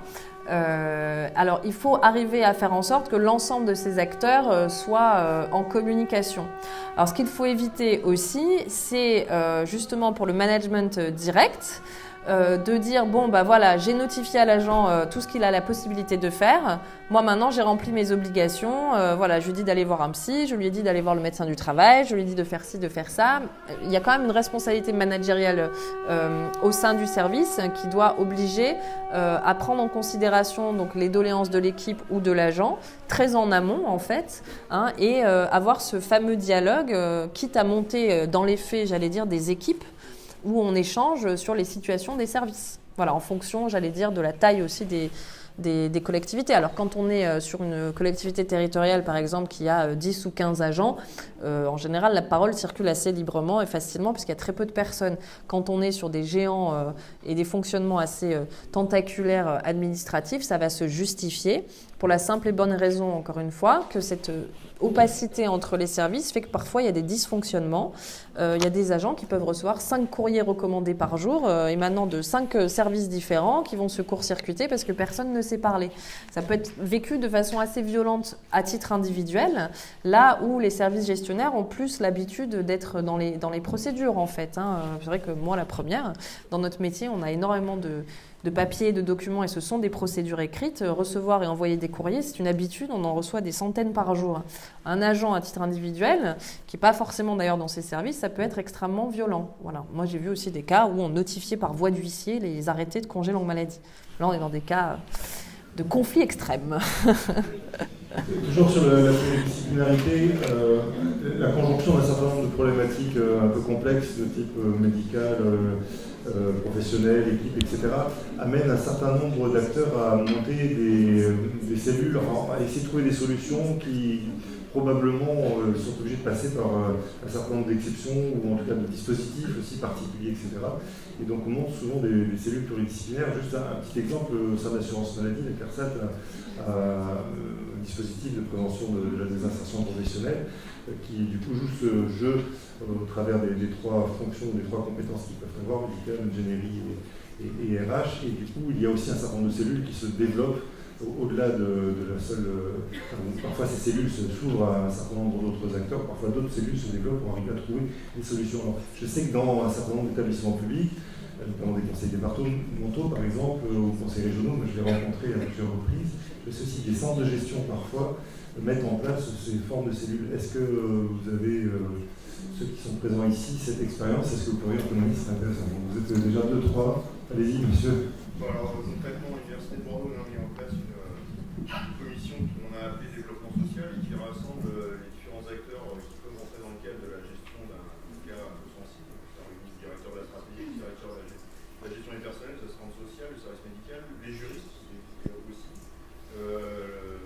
Tous les acteurs qui peuvent amener sur un diagnostic et une réponse concertée, peut-être parfois des fois, je dis borderline, mais en tout cas en situation d'attente, mais qui fait que en fait le dossier est pris d'une façon collégiale et ce qui amène des réponses rapides et place l'agent dans un système un petit peu rassurant qui amène aussi l'administration à pouvoir se projeter dans le cadre des replaçements, reconversions et tout ça avec la psychologie du travail. Enfin, il y a un accompagnement global. Et l'agent y participe également, L'agent il peut y participer si effectivement, enfin c'est un peu particulier parce que les quelques réunions qu'on a mis en place pour l'instant on ne les a pas associées parce que c'est généralement sur des dossiers un peu particuliers d'agents qui sont éloignés du travail de leur pathologie. Pour ça, je vais ma collègue qui dit que non, normalement on ne devrait pas l'associer. Donc moi on pourrait lui sortir les conclusions. Donc son dossier a été traité par les acteurs présents. Ok, ça marche. D'autres témoignages? Pour ma part, au département de la Vienne, donc on a ce qu'on appelle une commission recrutement et maintien dans l'emploi qui se réunit une fois par mois avec l'ensemble des acteurs pluridisciplinaires de la direction des ressources et des relations humaines.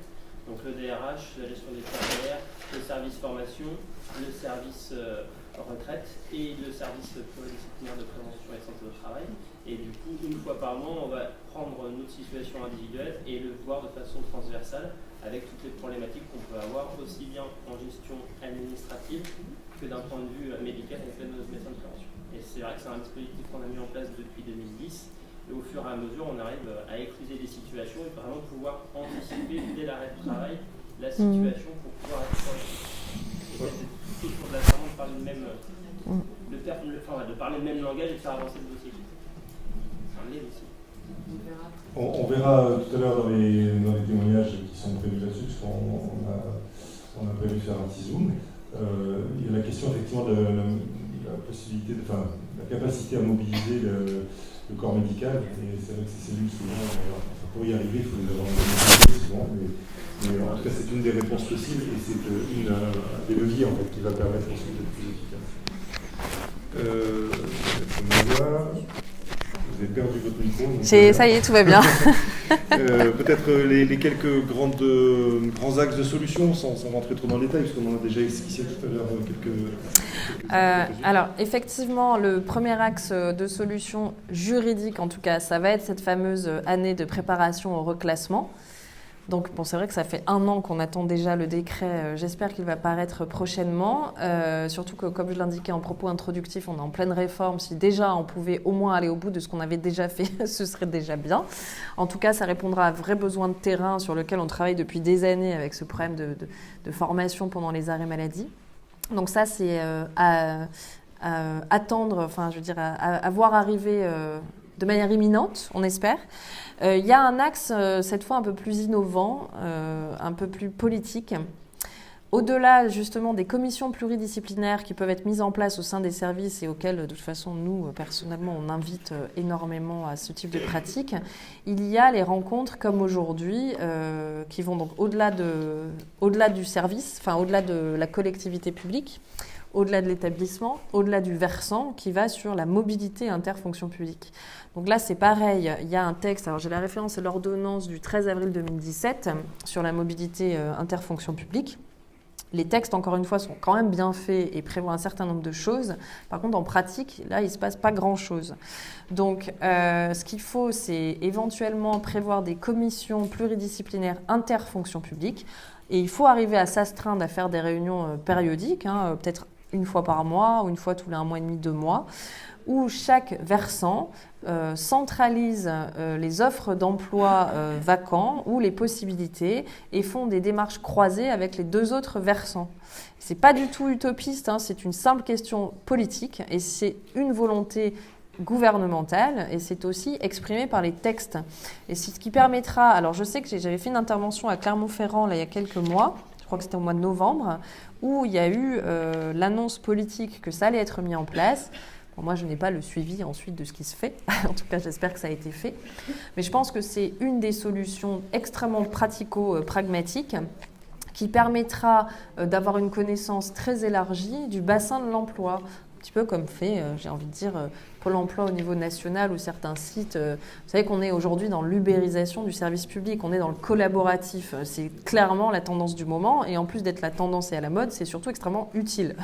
Donc ce qu'il faut arriver à faire, c'est créer des initiatives locales au niveau régional, déjà dans un premier temps, sans avoir encore l'ambition d'être au niveau national, mais ouvrir le bassin de l'emploi public et avoir vraiment une cartographie. Il faut savoir qu'aujourd'hui, il y a des services qui sont sinistrés, qui sont en manque de personnel et il y en a qui sont en surnombre avec trop de gens à reclasser. Il faut arriver à faire se croiser un principe simple d'offre et de demande. Voilà. Et une fois qu'on a cartographié ce marché de l'emploi, voir aussi, vous savez, c'est comme les conseillers pédagogiques à l'école qui vont orienter les étudiants vers ça en fonction, j'allais dire, d'un marché de l'emploi. Il y a des métiers pour lesquels il y a une saturation de marché, il y a des métiers pour lesquels on est en manque de talent. Les avocats en droit de la fonction publique, par exemple, on est en grand manque d'experts. Et bon, ça c'est un autre débat, j'allais dire, mais c'est vrai qu'à l'université, on n'enseigne pas forcément le droit de la fonction publique. C'est un peu le parent pauvre du droit public.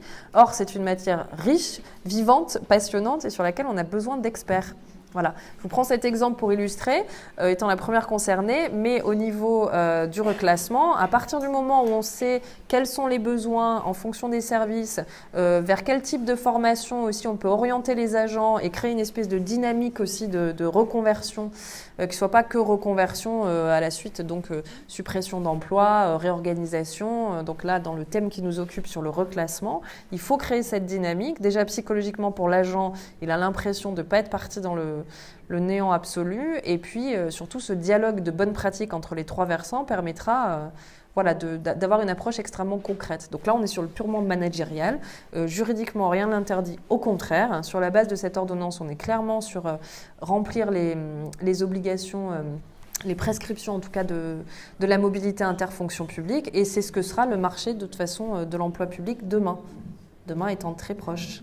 J'ai une petite insiste sur cette question-là. D'abord, elle va être abordée tout à l'heure, juste après mon témoignage.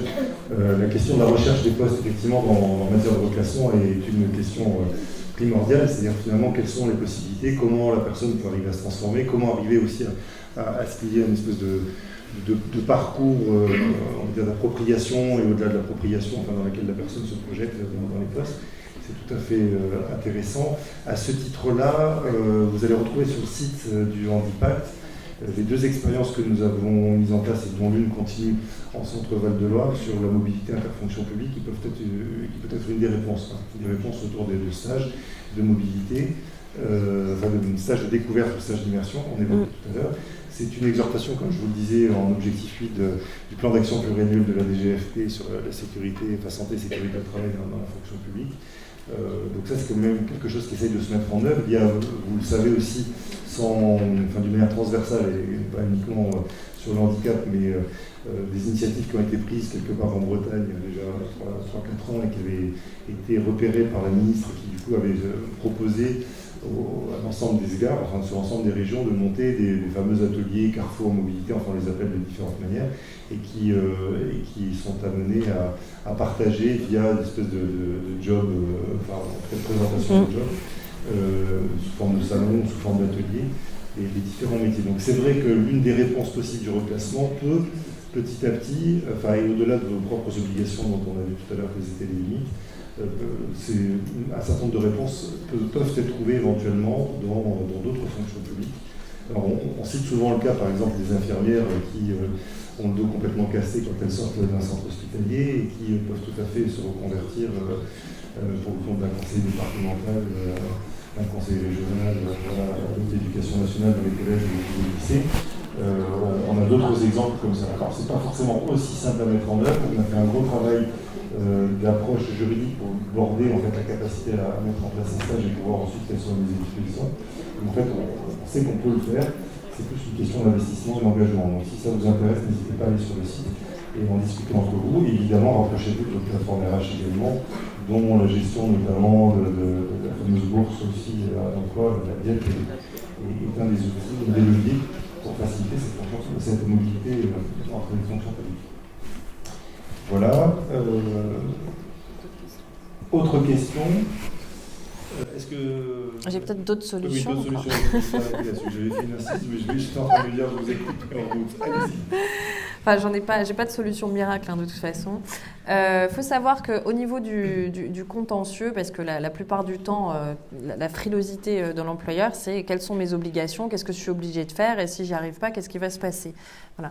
Je pense qu'il faut instaurer aussi une forme de souplesse et de culture managériale qui n'est pas vraiment d'usage dans la fonction publique, alors encore une fois qui est en train d'émerger timidement. Il faut être dans le dialogue avec les équipes en permanence. Et là, j'insiste vraiment sur ce point pour voir, moi, j'allais dire, tous les tableaux noirs arriver sur mon bureau. Et on voit clairement que l'anticipation, c'est une des seules solutions. L'anticipation, encore une fois, tout à l'heure, je disais, je me répète, mais c'est vrai que c'est extrêmement évident, mais ça n'est pas mis en pratique. Cette cartographie des risques au sein d'une administration, elle est essentielle. Donc il faut prendre le temps, il y a des méthodologies. Si on n'a pas la méthodologie en interne, on fait appel à un cabinet extérieur spécialisé, j'insiste, sur le service public, parce que tout ce qui est dans le privé n'est pas transposable dans le service public. Il faut, alors il y a des enquêtes de psychologie, il y a toute la cartographie RPS au niveau santé mentale, risque psychosocial du travail, mais il n'y a pas que. Donc, je disais tout à l'heure la pénibilité au travail, etc. Voilà, il faut qu'on connaisse ces agents.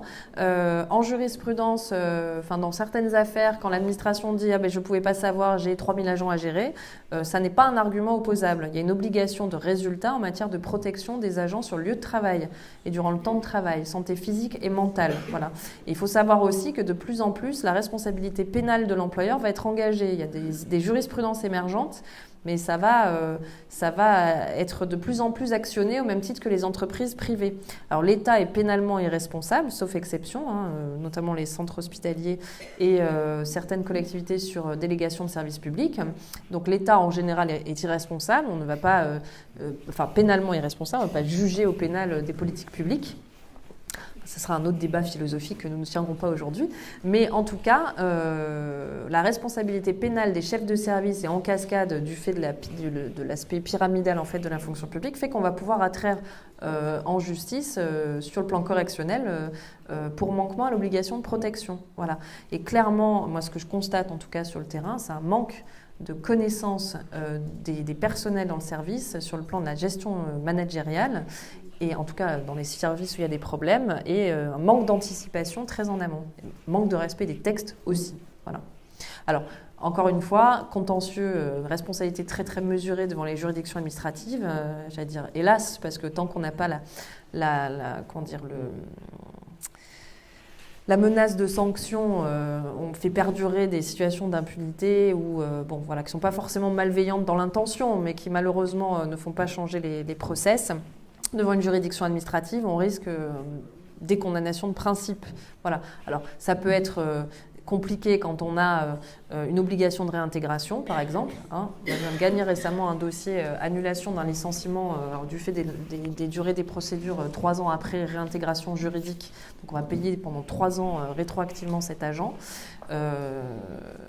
Donc, si vous voulez, en dehors de ces cas-là en particulier, on fait annuler des décisions, les condamnations en responsabilité, la sanction pécuniaire est très très faible.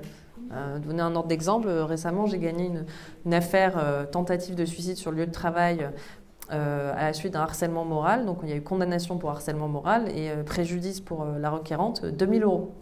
Tentative de suicide au travail. Je ne devrais pas dire ça parce que ça n'incite pas à changer les comportements. Mais ce que je veux dire, c'est qu'il faut quand même mesurer aujourd'hui par rapport à comment se passent les procédures. Le vrai risque, il va être pénal.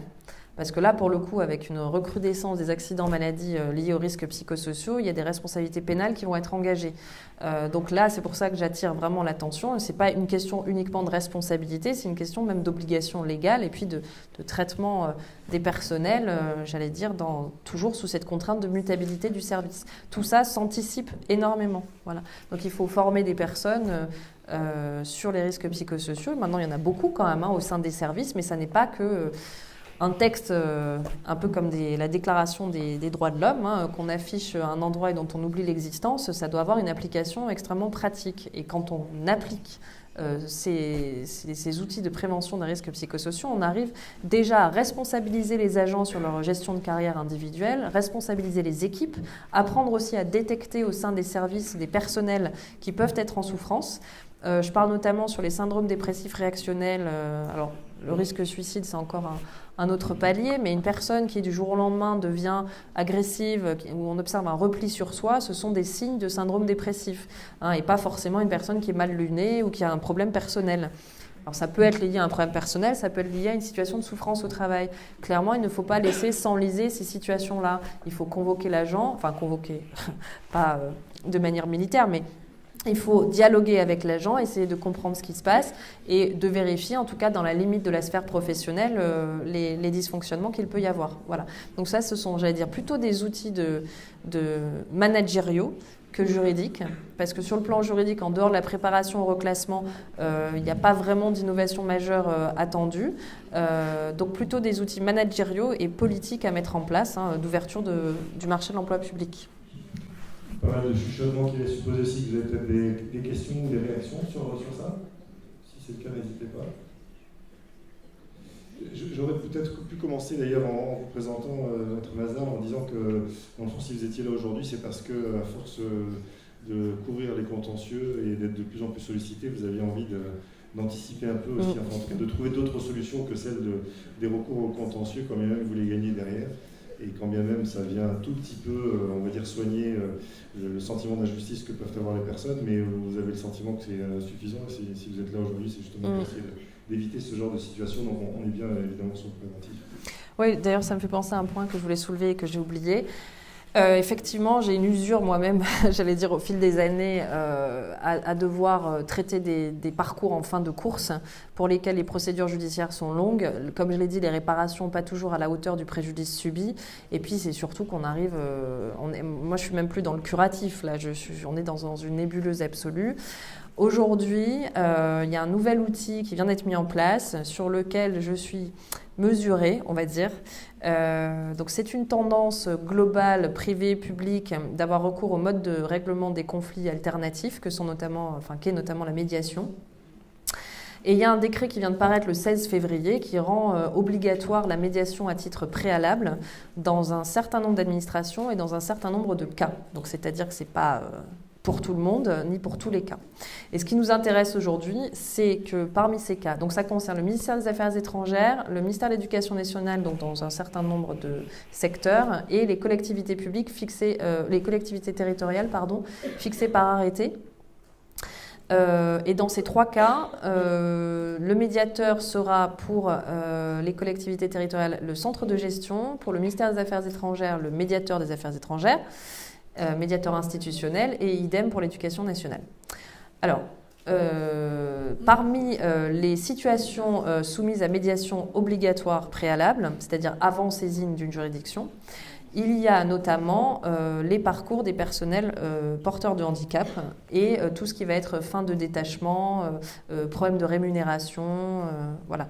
Donc tous les conflits, j'allais dire, sur les adaptations de postes, aménagement et une partie de tout ce qui concerne le reclassement. Je vous renvoie au texte, je ne vous cite pas tout dans le détail. Alors qu'est-ce que ça pose comme problème ? Déjà, ça c'est mon opinion, parce qu'on n'a pas encore beaucoup de recul, le décret à 15 jours. Le problème qui se pose, alors ça fait l'objet d'un constat, c'est qu'évidemment les procédures ne sont pas adaptées. Clairement, le contentieux administratif de droit de la fonction publique n'est pas adapté à ce type de procédure. Je ne sais pas si vous avez l'expérience des tribunaux administratifs, c'est très juridique. Ce sont des procédures écrites et la dimension de l'humain est quasi inexistante. Pour le dire simplement. Alors les procédures sont comme ça, on ne va pas faire la révolution, pour l'instant c'est comme ça, on pourrait changer plein de choses. On n'est pas du tout dans les mêmes traditions, par exemple un conseil de prud'homme, il y a des choses qui ne vont pas aussi. Mais en tout cas, le contentieux social de la fonction publique est en décalage, j'allais dire, avec comment on peut le traiter devant un tribunal administratif.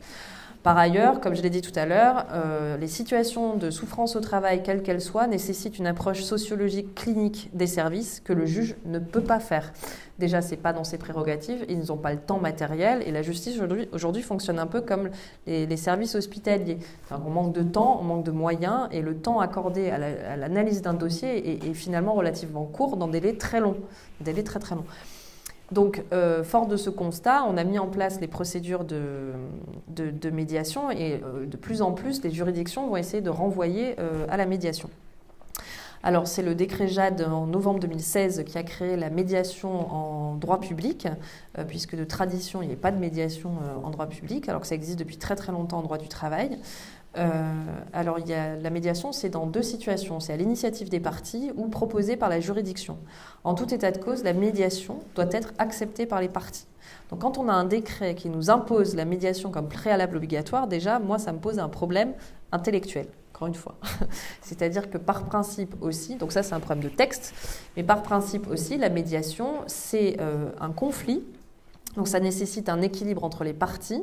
On a possiblement un désaccord, mais on a la possibilité de trouver un accord. Le médiateur est là, pas en arbitre, il est là pour faire que les parties se concilient, se parlent et trouvent une solution.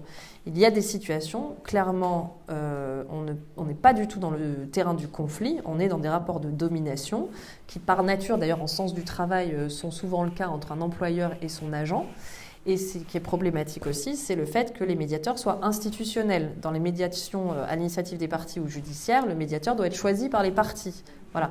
Donc il y a tout un ensemble de problèmes déjà théoriques sur ce type de médiation. Alors l'intention du législateur était peut-être louable, mais les praticiens, la praticienne que je suis voit aussi les limites de ce fonctionnement. C'est-à-dire qu'aujourd'hui, on a la possibilité d'avoir le recours préalable, c'est-à-dire que quand on n'est pas d'accord avec une décision, on fait un recours gracieux, qui n'est pas obligatoire, donc qui rallonge le délai contentieux. Et en général, dans un délai de 2 mois, soit l'administration ne répond pas, soit maintient sa position. Or, c'était déjà une possibilité, j'allais dire, d'entamer le dialogue. Donc ça, on sait déjà que ça ne fonctionne pas en pratique dans les conflits. Donc qu'est-ce qui va se passer en pratique? On est dans des personnels, donc pour les cas que je citais, qui sont des personnels vulnérables, qui sont déjà fragilisés psychologiquement. L'idée, c'est certainement d'essayer de désamorcer la crise au sein de l'administration. Mais qu'est-ce que la médiation préalable obligatoire va pouvoir apporter de plus que le dialogue qu'on a déjà aujourd'hui? Si ce n'est reculer le délai pour saisir la juridiction et donc finalement rallonger les délais contentieux. Voilà.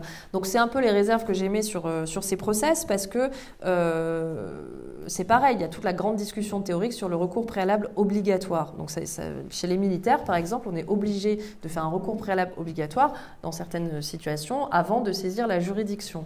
Ça n'a pas été rendu obligatoire alors que c'est prévu par les textes depuis presque 20 ans. Il n'y a jamais eu de décret d'application, ça n'a pas été prévu en droit de la fonction publique générale et aujourd'hui on met donc la médiation préalable obligatoire. Voilà.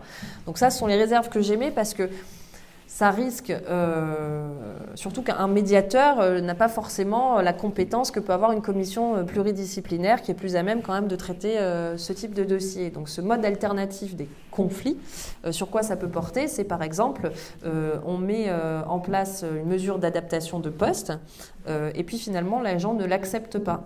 J'allais dire c'est assez binaire, hein. Soit c'est conforme aux prescriptions médicales et si l'agent refuse c'est de manière abusive, voilà, il ne peut pas. Soit le poste n'est pas conforme, auquel cas l'agent est en droit de le contester. Voilà. Donc il y a des situations, et notamment les situations de souffrance au travail, on est dans des éléments psychologiques assez forts, pour lesquels, à mon sens, cette procédure préalable obligatoire n'est pas forcément adaptée, ce qui me navre un petit peu, mais bon, on va déjà essayer, on verra à l'usage. Je crois lire dans vos propos qu'en fait, c'est plus le côté obligatoire d'une procédure complètement arrêtée que le dialogue que vous refutez, parce que le dialogue, il est évidemment utile à toutes les... évidemment, oui, tout à fait. Il faut le prescrire le plus tôt possible, c'est ça. C'est ça, le principe de la médiation aussi, déjà d'une part, doit être accepté mutuellement. Donc, c'est-à-dire qu'on a envie de sortir du conflit. Il y a des cas pour lesquels on n'a pas envie, d'un côté comme de l'autre, de sortir du conflit, parce qu'il y a une rupture d'égalité, j'allais dire. Voilà. Le rendre obligatoire, c'est malheureusement pas adapté. Il nous reste 3 minutes par rapport au temps que nous avions imaginé au départ. Est-ce que vous avez une ultime question? Mais c'est peut-être une, pas plus, peut-être 2 maximum. Sinon, nous allons passer au témoignage.